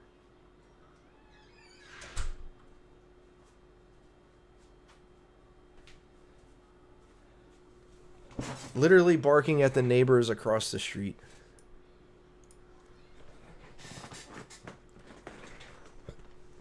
Is this deck playing Pact of Negation? Yes, they are. They are playing Pact of Negation, chat.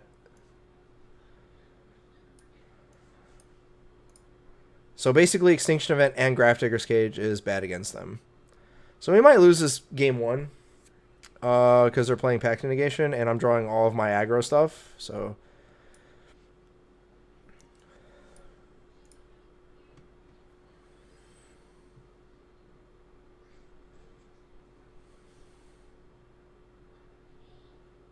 These decks are so weird. I think I'm going to attack with Guardian Idol here.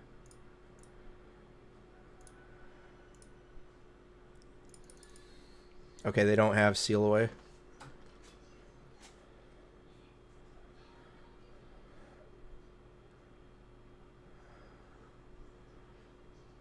If they 0 here, I'm just mobilizing districting. Yep.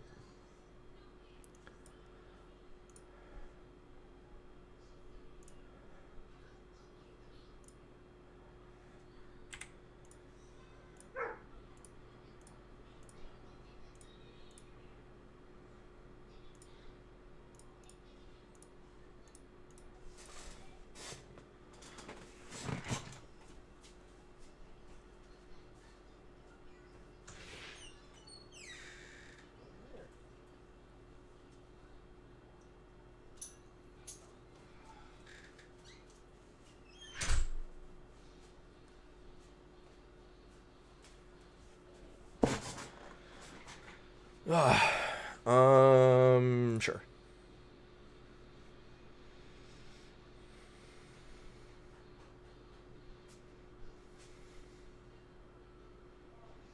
Esper Control. Okay.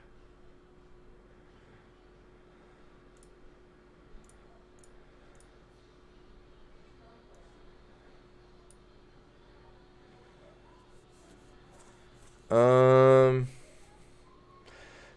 don't have any. So they didn't have any removal. They can cycle Shark Typhoon. Is there any 3 mana blue or white instant that deals with 1, 2?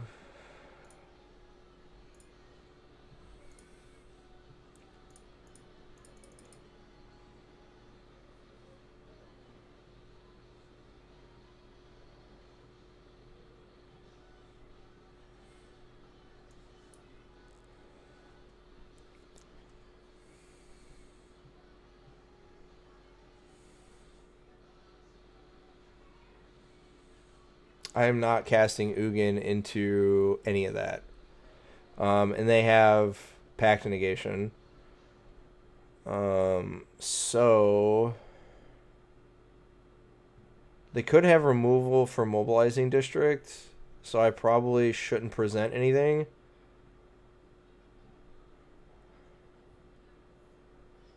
Or maybe I do. I want to be able to cast Ugin should the need arise. These extinction events are so bad. No one plays Esper, and this is a weird version. They're playing 60 card version with Gideons and stuff, so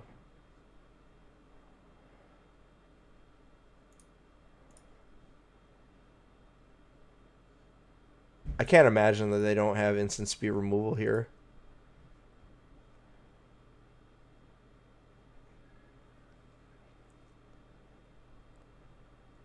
Like, the thing is they can't just resolve, like, Teferi. So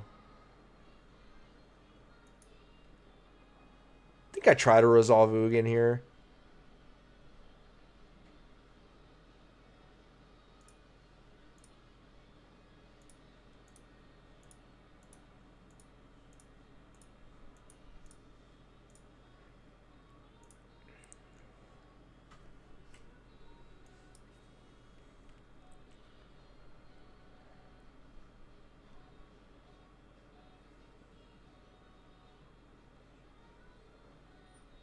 Syncopates? Sure. So 3 cards that I don't know about.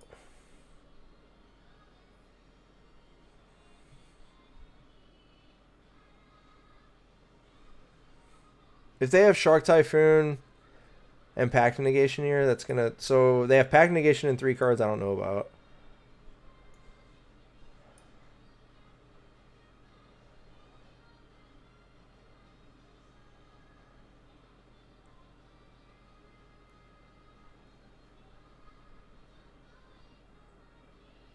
I'm gonna send in a Guardian Idol and see what happens.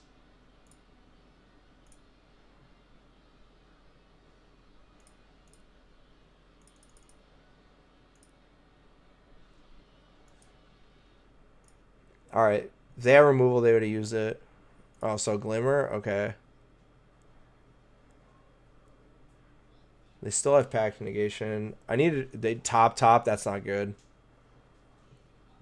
I mean, we get better after... Teferi, sure. Like, I just send all of my creature stuff at them.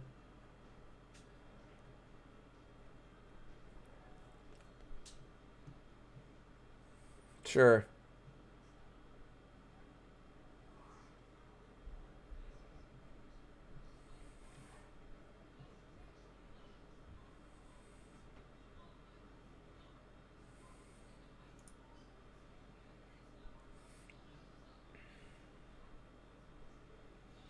One, 2, 3, 4, 5, 6, 7, 8, 9.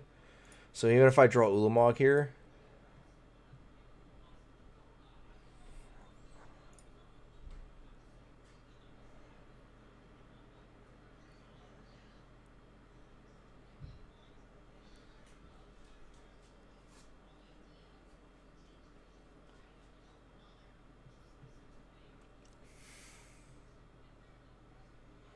do I try it? Do I kill Teferi or do I try to win the game?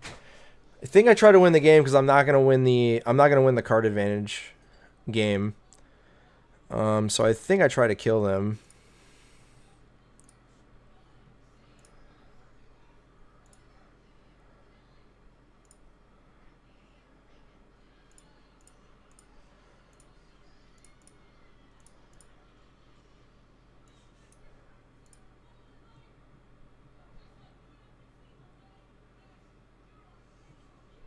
That presents lethal, so...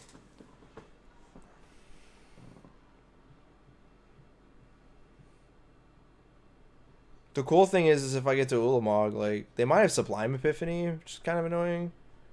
If they do. Like, even if they bottom a Guardian Idol, like, they have to have... Do they not have, like, instant speed removal? That kind of seems insane to me if they don't. They've been drawing a lot of lands, though.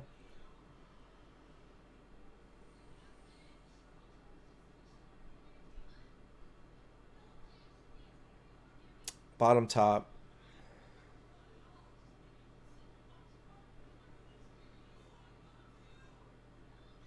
Narset, sure.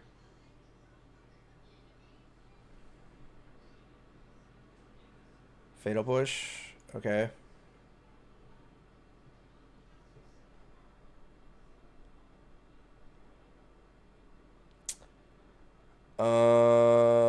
That sucks. I keep drawing lands. But it's fine.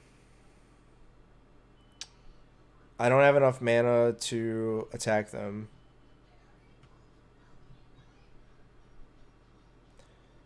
Four. Yeah, I'm one short of killing them. These extinction events are really bad. But no one plays this. Like, Esper is not even good. Like, they're playing, like, so bad cards. It's good. It gets good against me in game one. I'll say that. And it's not even that, like, the game's over.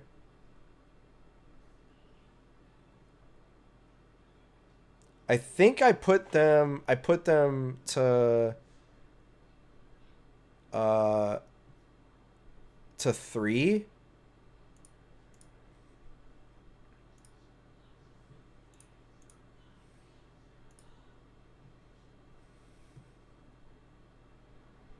One, two, three, 4. Yeah.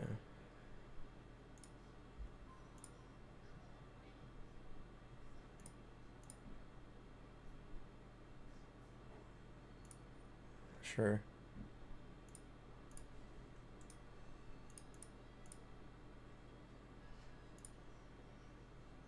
And then draw a card here.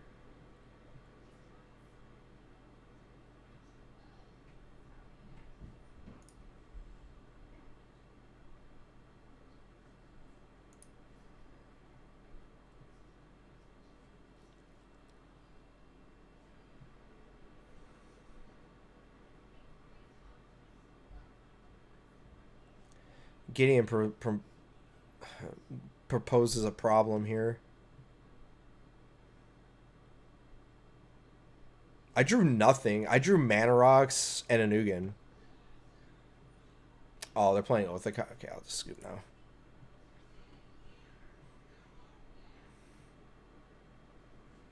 Alright, Extinction Event, not so good. Cage, not so good. Gimme Thoughtseize, gimme Golos, and... Platinum Angel, I guess.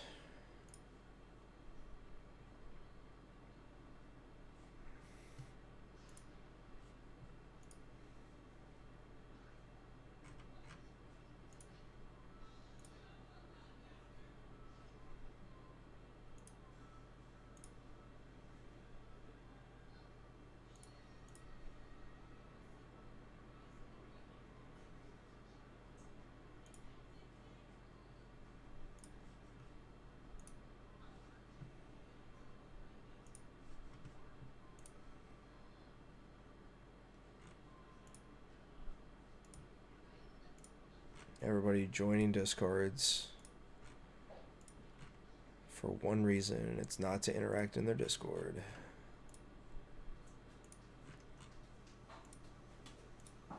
Munchkin. Hello. Hi. Hi, bud. How are you? Good. Good.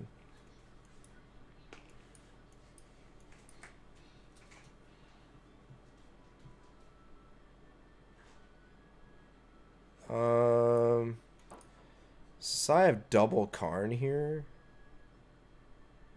They're probably playing some form of Disenchants, but they're also playing... I don't know. I'm probably just Guardian Idol here because I have Double Karn. They are playing Thoughtseizes, though. But they didn't have it. If they had it, they would have played it.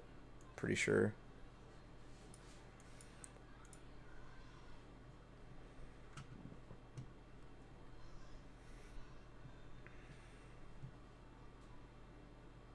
Triple Karn. It's kind of funny.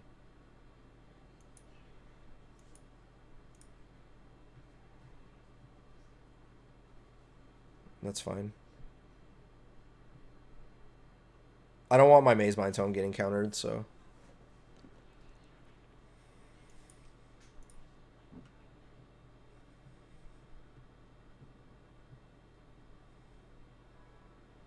Sure.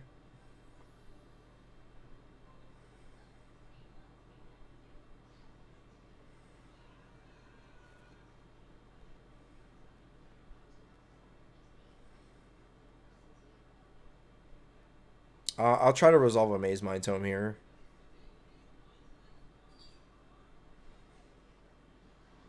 All right, maybe not. They were looking for Thoughtseize here. It's not Thoughtseize. I have Thoughtseize.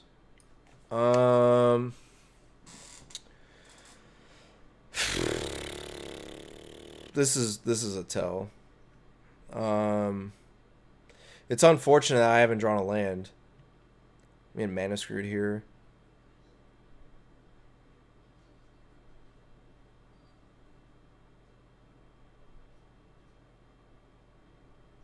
And I can't resolve Maze Mind Tome because it's a stupid Narset.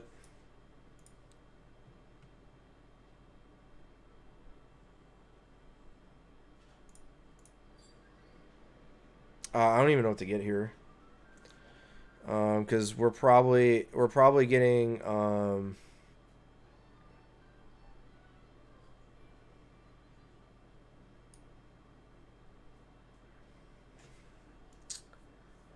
Shiza. Well, they thought they can't cast a fairy, but they're probably gonna. They got search for a Scanta. Let's grab this. I shouldn't have grabbed this, but whatever.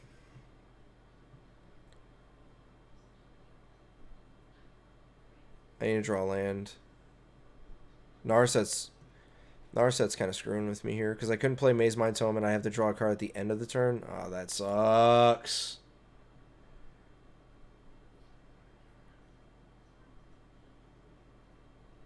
Fatal Push.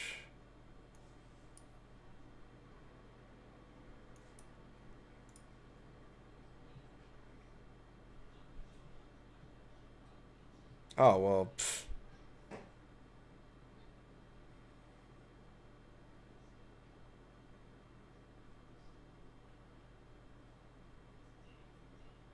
This is removal. I need the lands. I'm just going to say go. I can still draw cards. Oh, I meant to plus. That was stupid. I should have.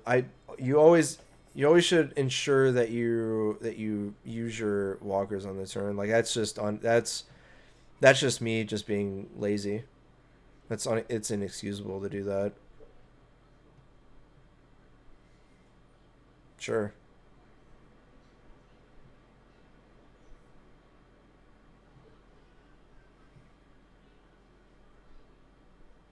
I mean, you have to take Forsaken Monument here. Like I don't know what you're doing.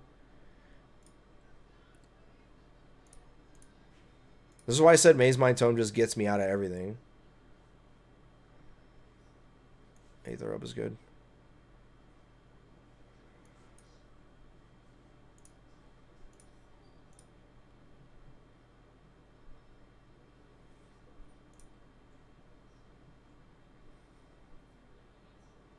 I think I just make Guardian Idol into a creature here.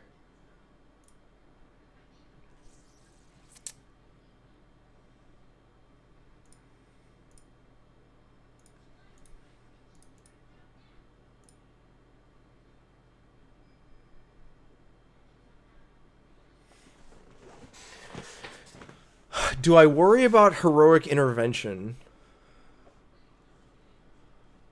Because do I want to just play this Maze Mind Tome? Because if they Thought Seize me, that's going to suck. I don't care about Crawling Barrens, to be honest. I think I'm just going to play this because they know I have it in my hand, so. How many cards are in the yard? 6?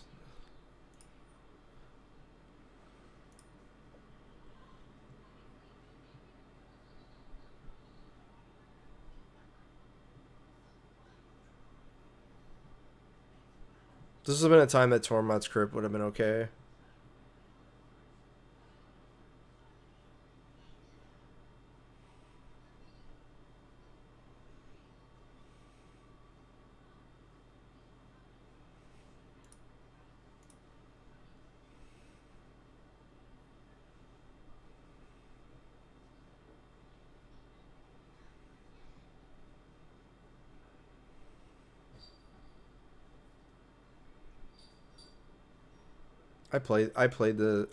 Game 1 I played okay. This game I haven't played very well. So I don't it's rare that I face control, and when I usually do it's blue white, and it's just okay. What are you getting, Karn? That's fine.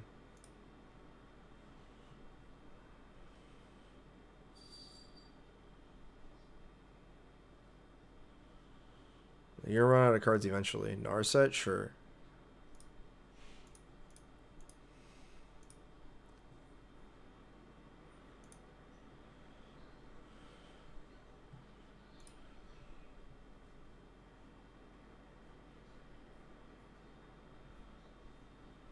Thoughtseize, sure.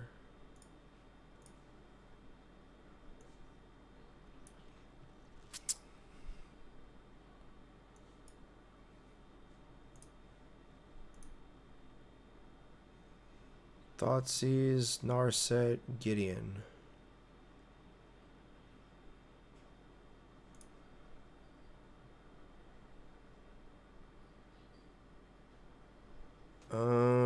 I think I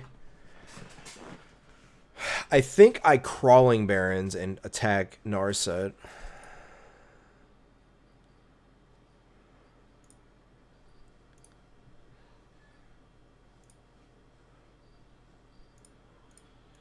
Yeah, I don't draw a card here, but that's fine.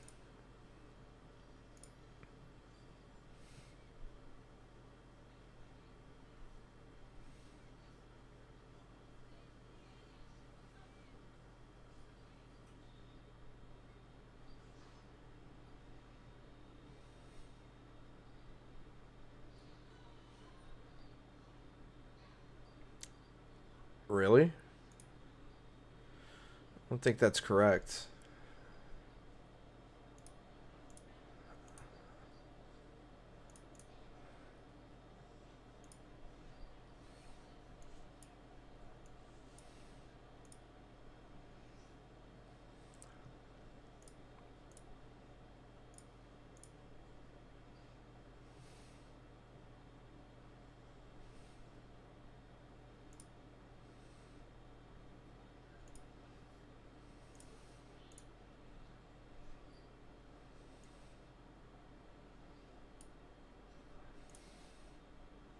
This is to solidify me.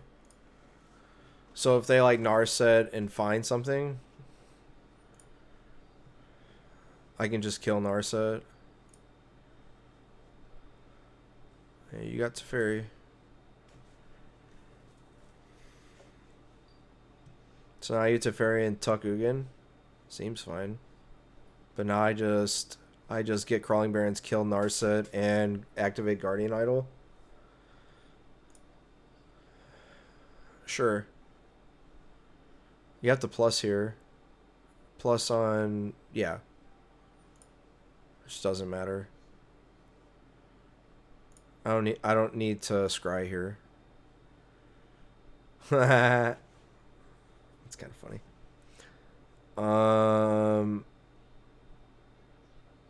I don't think I can cast Ugin here. I think I just use my my mana efficiently here. Because I want Meteor Golem for something else. 1, 2, 3, 4, 5, 6, 7, 8.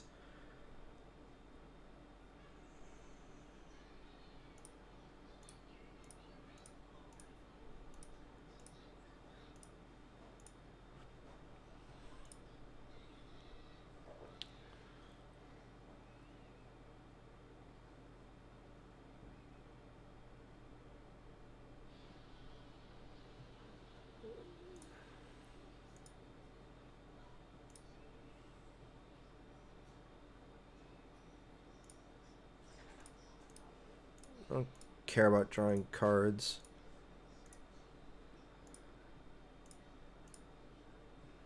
And then I can draw a card off of this Maze Mind Tome. I'm going to...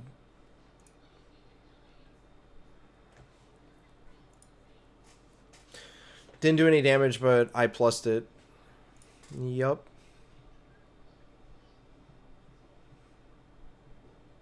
Yup.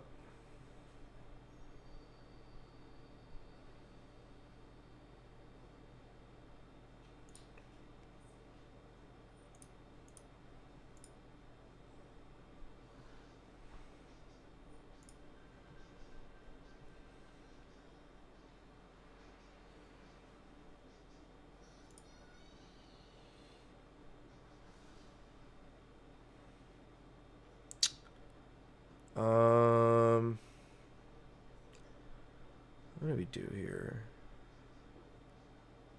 So I think I activate Guardian Idol and then Crawling Barrens. And then they can search for something, and then whichever one they kill. I just Ugin. I think I just have to kill Teferi here. Like just activate both. Because I don't want them to counter anything.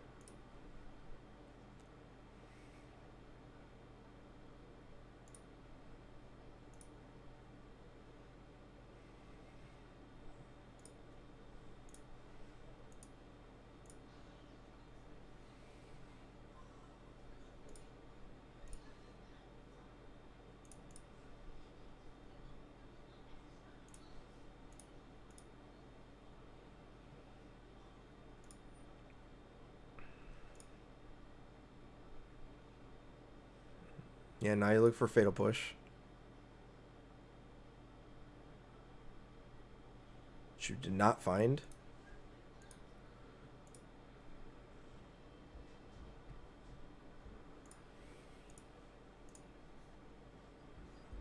I don't need to draw cards here. I have more than enough stuff. Yeah, you gotta concede there, killer. All right, same deal.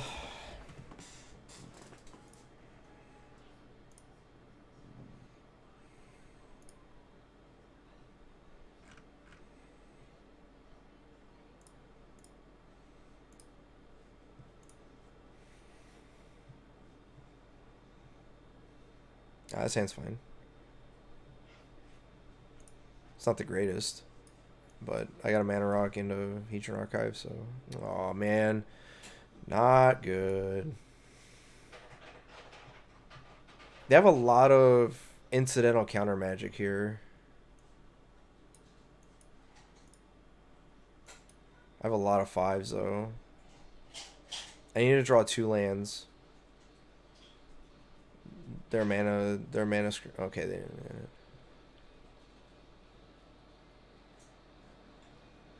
I think if they Thoughtseize me here, I'm okay. No, I don't want them to Thoughtseize me. I want to be able to cast Heatran Archive. I don't care if they counter it. I just want to draw a land. So if I draw a land, I can just go Monument, Monument, and then Golos, and then Monument again. I think they can't be thinking about if they're going to Thoughtseize me or not. Unless they don't have the 2-mana counter.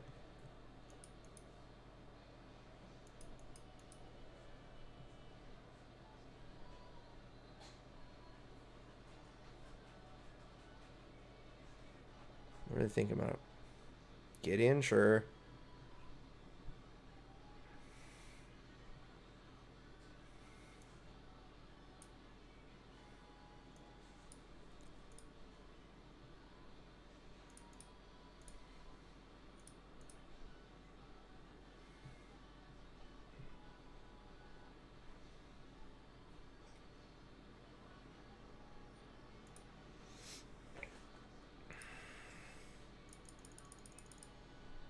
They still only have 4 cards here.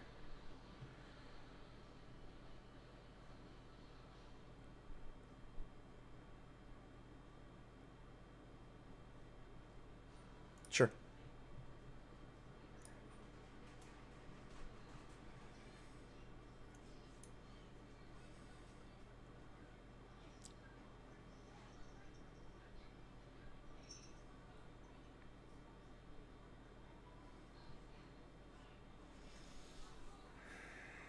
What do I try to resolve here? Do I try to resolve Golos or do I try to resolve Forsaken Mine? I think it's Golos.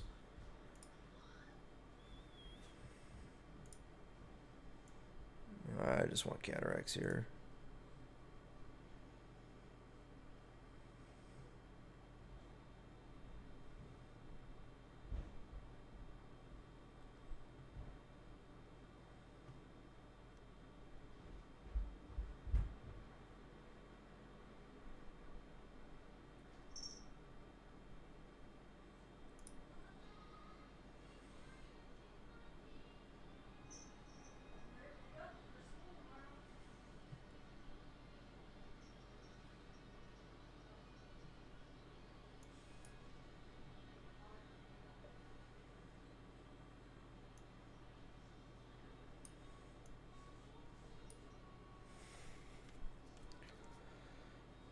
One, two, three, four, five, six, seven.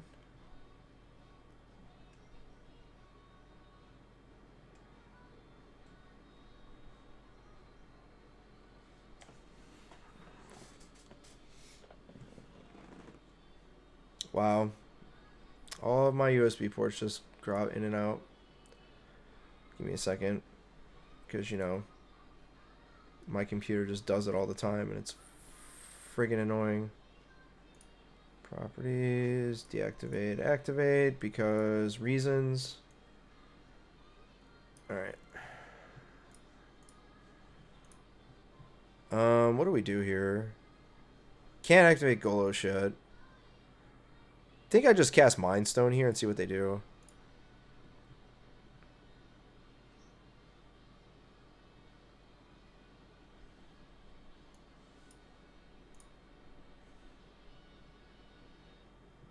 Now they gotta counter this, right? Nope.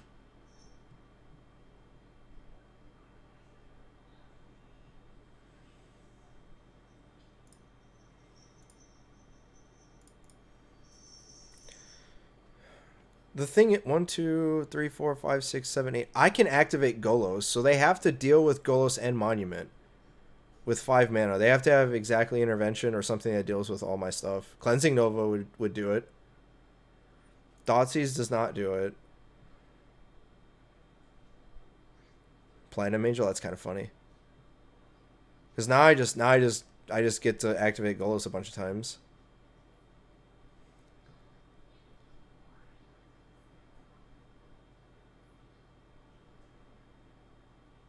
But they didn't have a lot of removal. They were just banking on me, like, you know, countering my stuff. Because their removal is basically... Dude, I'm blocking all day, dude.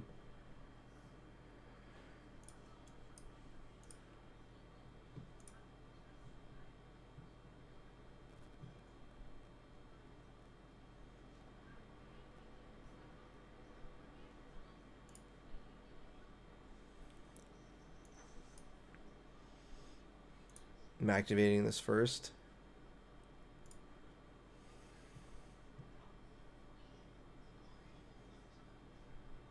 That's annoying.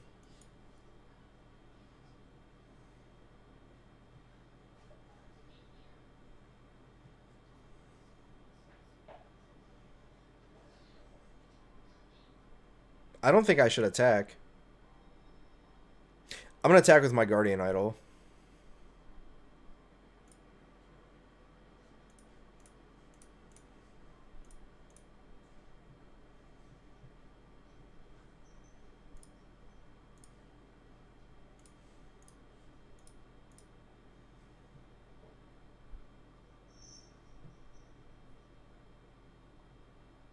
Because this is too fishy.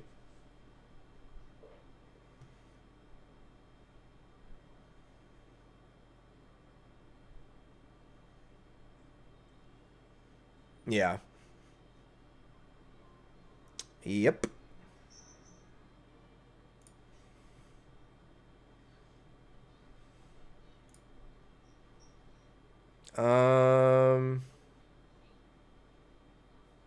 Man, I'm just gonna draw cards, dude. Or do I? Yeah, just draw cards.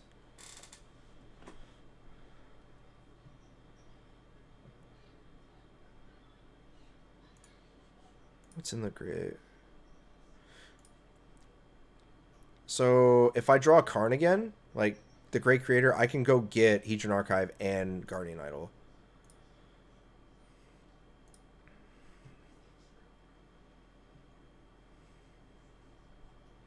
So they're gonna get Search for Ascanta here.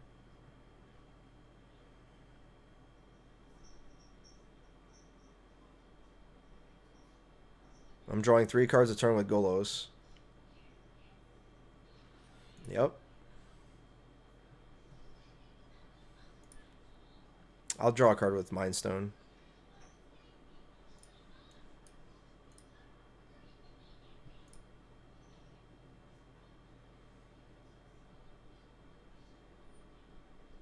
Sure.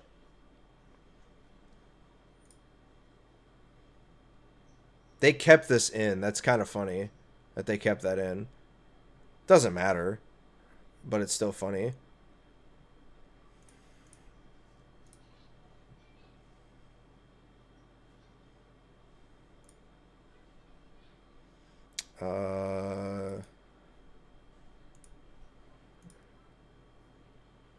Get Thought Seized.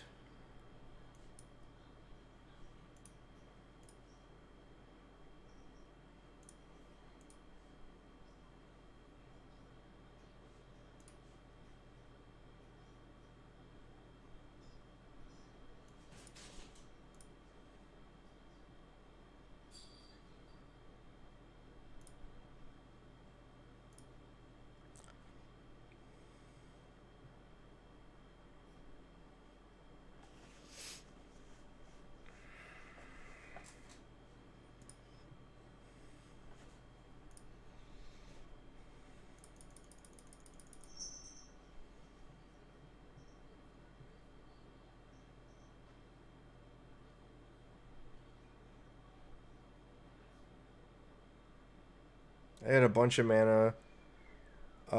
They can Ascanta but only have 3 mana left. Like I'm getting Ugin. I'm drawing cards. Like I have a million mana. Like if I draw Ulamog, like the game just ends.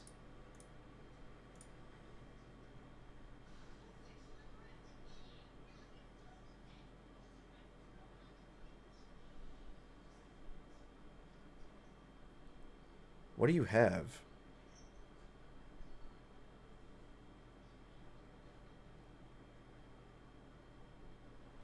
One, two, three, four, five, six, seven, 8.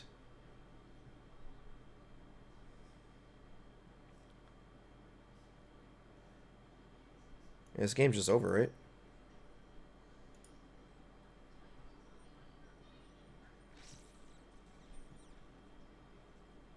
Yeah, this game's over.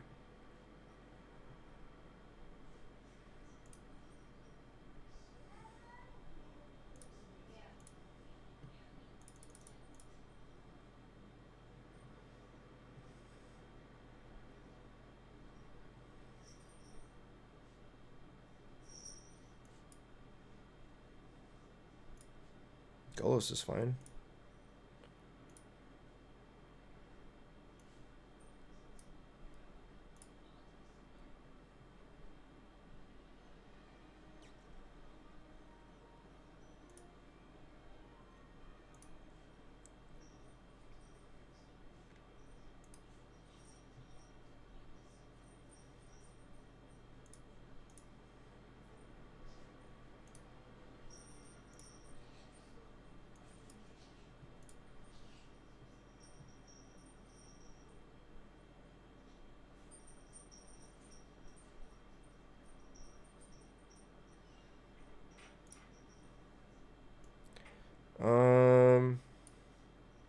Crawling Barrens. Yeah, he's the opponent is reading Karn the Great Creator because they don't understand how that interaction works. Karn with the Great Creator and Sign of Urza exiling, like stuff you can do. This is what I was saying about control matchups. Like you have so much. They have to counter everything. They have to draw exactly uh, they have to draw exactly correct to beat you, and they're not equipped to do that. Yeah. They crushed us game one, but that's because I drew basically the worst hand ever against them. And then I sideboard all my bad cards, and then every card I draw is good. Right? And we did that for 2 straight games where they didn't have the counter magic. Like, they countered... Game 2, they countered everything, and I still beat them. And then game 2, they didn't draw as many counter magic. They kept Fatal Push in. They kept Oath of Cayenne, like... That control deck is trying to do everything, and it can't. Fatal Push is fine, but like I'm pretty sure that deck's very good against the aggro decks because Push is great. But yeah. But we're gonna stop there. It's already time for me to. But all right, final thoughts. All right. So.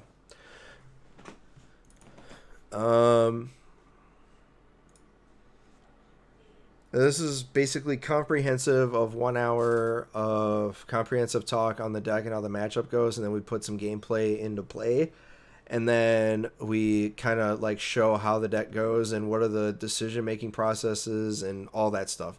I'm almost ready to cut this card, to be honest. Like, you never use it, and hardly ever are you gonna like target yourself. Because you can pretty much navigate, like,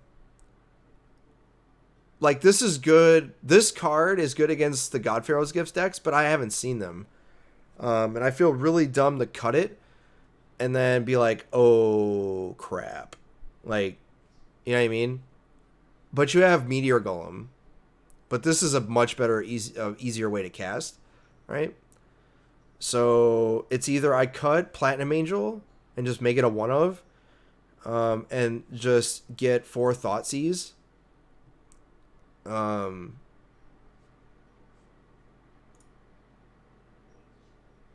Yeah.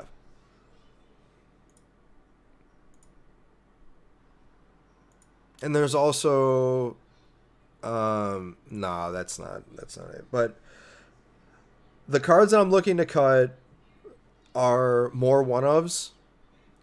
Helm of the Host gets worse as the format gets better, as the format expands. So it's possible this is not even needed anymore. It was against all the decks that played a lot of, not a lot of removal. And like, they played like 6 removal spells and 4 of them with like Bone Crusher Giant or something, right? But a lot of decks play like a Braid, Fatal Push, and like Blood Chief's Thirst, and, you know, stuff that's very clean against like Platinum Angel and stuff. So maybe you need this. I'm not sure. But by the time you get this, you were already winning to begin with. And as long as you have Forsaken Monument, like your Platinum Angel doesn't die to stupid stuff like, you know, like Chandra, red decks playing Chandra and Chandra Torch of Defiance that deals 4 damage, and stuff like that. So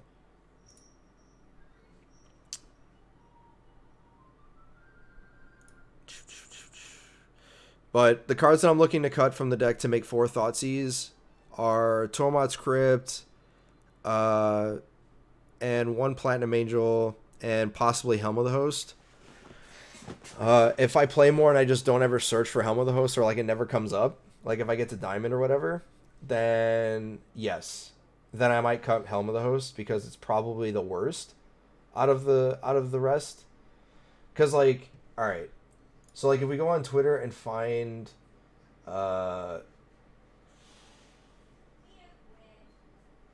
if they can't kill Platinum Angel, putting Helm of the Host on it doesn't matter either, right? If they have a Braid, then I guess so. Then you might want this, but you already have 2 of these, right? So like, is two better than, because usually they can only kill 1. So essentially, Helm of the Host is like, you know, getting your second Angel, right? So it's possible you don't need this anymore, and you just cut it. and then now I can have 4 Thoughtseize, and then now I can like go really hard against the control matchups or the main, right? And then I have 25 lands, but like the more I play the deck, the more I realize like what I want and what I don't want. And Blast Zone's fine. It's a good utility land. Buried Ruin's fine. Crawling Barrens is fine. This is the only card. It was good in like one instance. And that was it. And it was because I couldn't draw a I didn't draw an extinction event. But like in the red matchups, like you're not ever like I almost want to cut this card and add another if near deadlands. And then like it was good against one creature. Like it's good against it it's probably needed against the what's the deck called? The Auras matchup. It's possible that you want that against the Auras matchup. I didn't even think about that. But it's 5 mana. 5 mana is a lot. Because they're killing you. Because you don't interact with them very well. And when you do, it's kind of like, you know, they're already killing you on turn 4. Right? So Extinction Event, yeah, you cast it on turn 3, but that's the only interaction you have. And you're just trying to get to Ugin. Once you cast Ugin, the game's just over. Right? And if you're getting there, you're not you're not having time to Labyrinth. I don't think tapping 5 mana, because like you're either casting Monument to kill them with Ugin, or you're spending 5 mana to stop the bleeding. And then like I don't know. There's only been in the last like million last season and this season, the only time I've used Labyrinth was against like mid-range matchups. I don't think it ever came up that I needed it against needed it against the Ors matchup, because the Ors matchup is so fast that you don't have time. You're trying to Extinction Event to stop them from killing you, and then get to Hedron Archive, untap, and then have 7 or 8 mana to go Ugin or Big Daddy Ugin and just win. That's all you're trying to do. And then when you don't cut the cages, you just cut the Ulamogs, because it doesn't win the game, and then you bring in a Platinum Angel for the for that matchup, because that matchup is hard in an Extinction Event.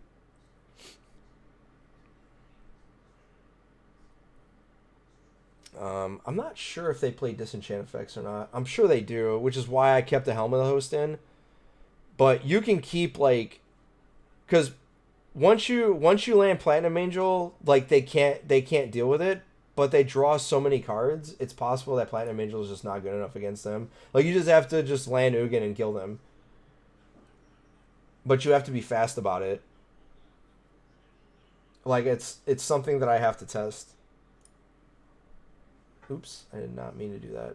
I meant to go look at the...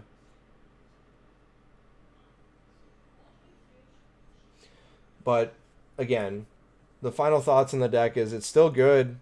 I think it's the... So the thing is like, outside of the aggro decks, I'm pretty sure that this is the best control deck to ladder with, because you have so much utility.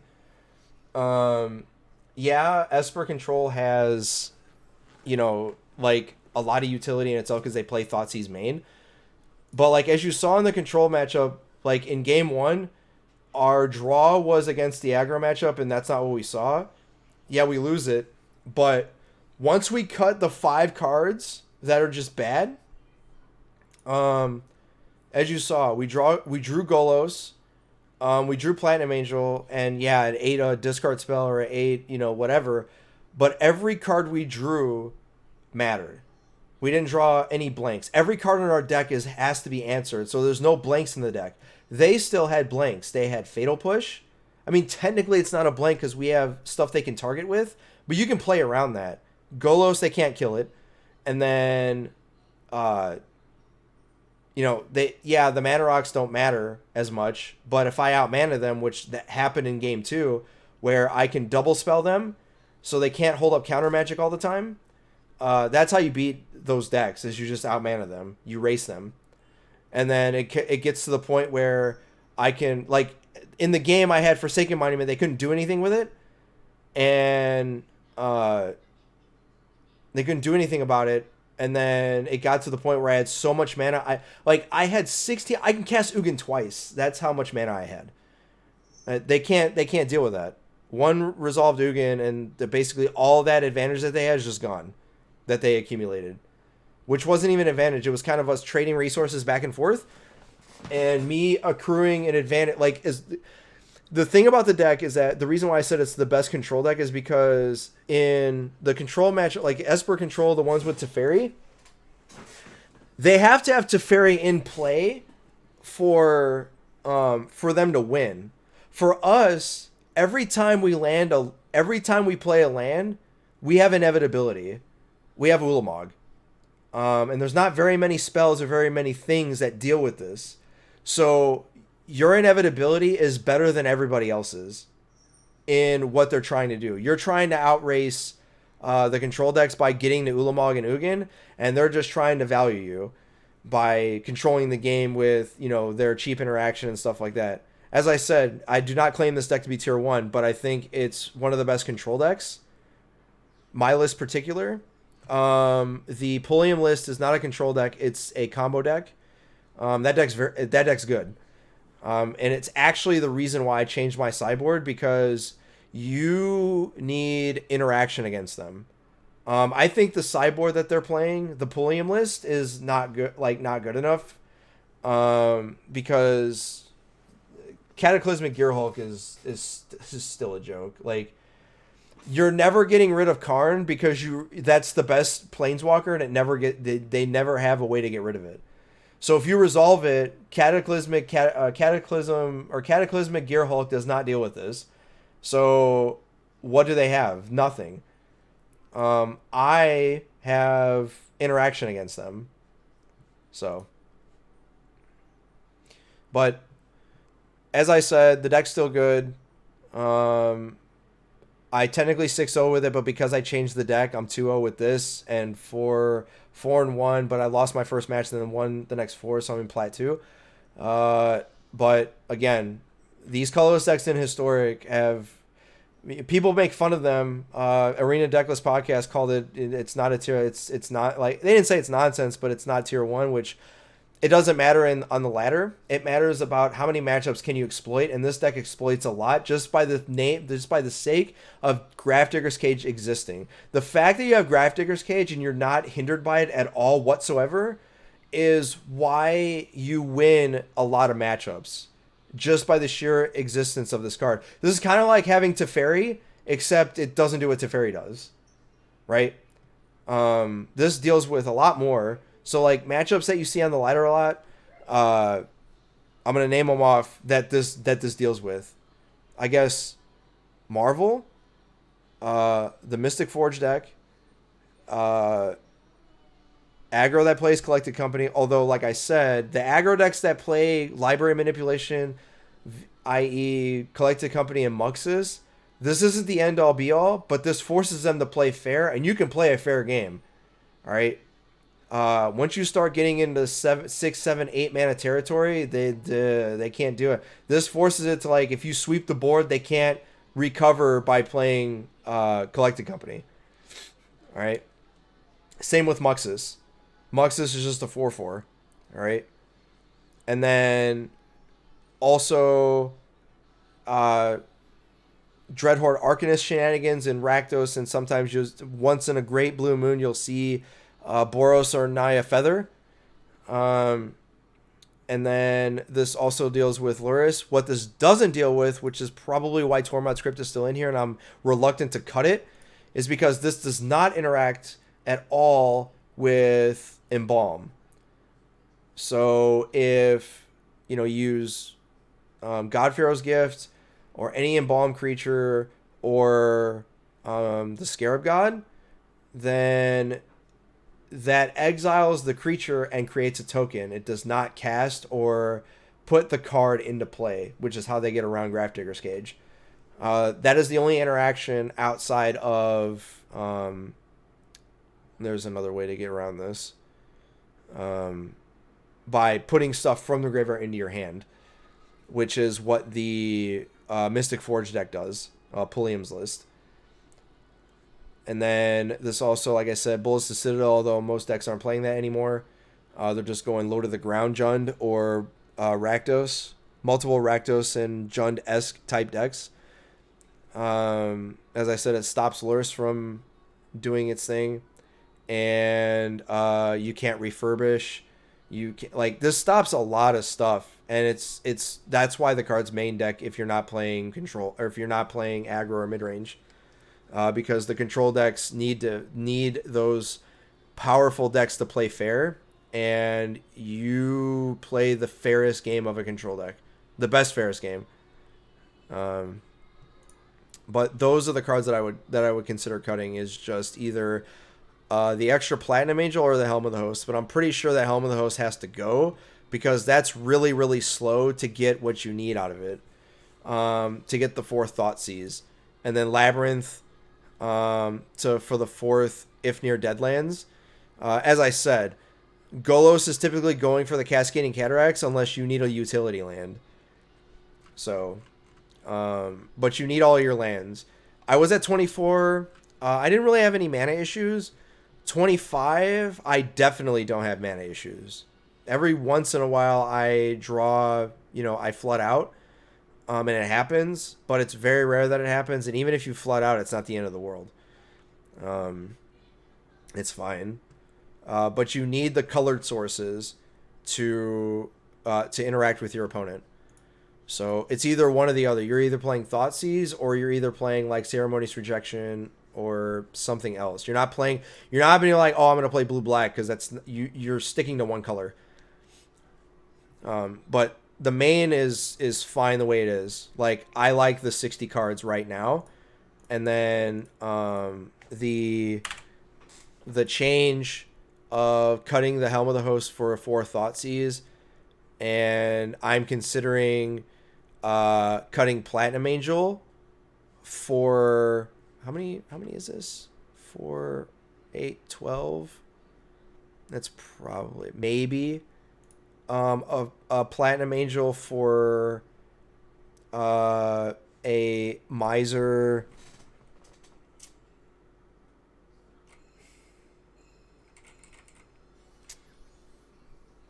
Is it Shadow's Verdict? Yeah, Shadow's Verdict. This seems insane against the like Lurrus type strategy decks. Although you're not really a dog against them. I guess the Auras matchup, but you care more about the enchantments. So maybe not Shadow's Verdict, but just keeping up with Tormod's Crypt or something else that interacts with the graveyard. But again, Grafdigger's Cage is fine. Like I said, Ulamog is the card that you cut the most in that matchup because it doesn't automatically win the game. They have Chemetria's Blessing, which gives it hexproof if it's enchanted, so Ulamog doesn't do anything. And they can race 10 damage, right? Even 12 damage. So you have to race them, and basically you're dealing 20 to them, but they have 60 because you're dealing it to them, and you're making them exile the top 20 cards. So sometimes, like, this card is just basically a blank against them, so you usually cut it. And then you usually play 1 Platinum Angel and 1 Extinction Event, and then you're there, right? I know this is 2 hours and 30 minutes, but I'm going to cut it down. In the YouTube, like, it'll probably be up. I want to say sometime this week, most likely Thursday, and then we'll go from there. But for the YouTubers, yeah, I kind of actually did that backwards. I meant to do that for the YouTubers first and then talk about that, but that's fine. I'm kind of tired, and it's way past my bedtime. So, YouTubers, I know it's a very, very long, comprehensive, it's a comprehensive, talking head piece about the deck. I'm going to add the matchups, which is only like, I'm going to take... So what I'm going to do is I'm going to edit the video where... edit this and like take the parts that I want and then separate them into, you know, the matchups, and then might like record like a 5-minute like intro to the matchups. So like, yeah, I recorded this whole thing, but then like edit it to where we're going into it, or I might just redo it and then just use it as, or not redo it, but like kind of like, you know, edit it to a point where there's not lag time. So like I might put the Goblins match that I played yesterday or Sunday in the event in the third slot of the match. So like I played 2 matches, one against Marvel, one against Control, and then I want to show off how to play against aggro and then what to side out. Not the same list, obviously, but you'll see that I had Extinction Event in the deck and another like this, but I had more 1-ofs. But it doesn't change the fact that I wasn't siding in Thoughtseize against them anyway. So you'll see like what I do against them and how I play the matchup against them. And they pretty much did, the opponent pretty much did the same thing, but I lose a heartbreaker in 3 games, or in game 3, because I just decided that I was afraid of Muxes too much to play Ugin, because I was afraid if they just, because they always draw it at the time that they shouldn't, like against you, right? So like they have no cards in hand, they have everything, like everything's out in play, and then they just rip and they just go Muxus and they put like 3-4 goblins into play and attack you for lethal, and it's like, Urgh! So I play Platinum Angel over Ugin, and then they put me down to -10, and then I play Ugin, I sweep the board, there's nothing, they have no cards in hand, and like 6 mana in play, or it's like 6 or 7 mana in play, and then they draw, and it's a land, and then I untap and I draw, and then I'm like, I need 1 turn for them to whiff, and then they draw a Chandra, and I don't have a Forsaken Monument in play, so I die. Had I played the Ugin at the time that I should have, like, they have nothing, and they would have drawn a Goblin Chieftain, and then my Ugin would have been at 1, and then I would have shot it, and then I would have won that match. But that's the decision that you have to make. Like, what is Muxus really? Do you want to play around it? And it's just like, if they have it, well, I guess it was kind of like, do I beat Muxus? And it's like, well, it's kind of like, do they get it or do they not? So, all right, but YouTubers, that's gonna be it for us, and the stream also. But like I said, I'm gonna edit all that, most of this stuff out, or the end anyway. But yeah, but this is where I'm gonna go with starting tomorrow, Wednesday, probably take a break Thursday, and then Friday I'm ready for the event. So, but this is the list that I'm working with here. We may make some more changes, but if I get more testing in and I still continue to climb the ladder and do it and make it, then we're good. But as I said, if I can lose game 1 to Control and come back and beat them to game 2 and 3, like, I'm happy. So, but for the third and final time, or fourth or fifth or however many, YouTubers, if you like what you saw, consider a subscription, hit that like button, and comment what you like, what you didn't like, and you can follow me. All my stuff will be in the description below, for the Twitter, the Twitch, and all that, and the deck list. And then my schedule's a little wonky, like I said, but we'll see you in the next one.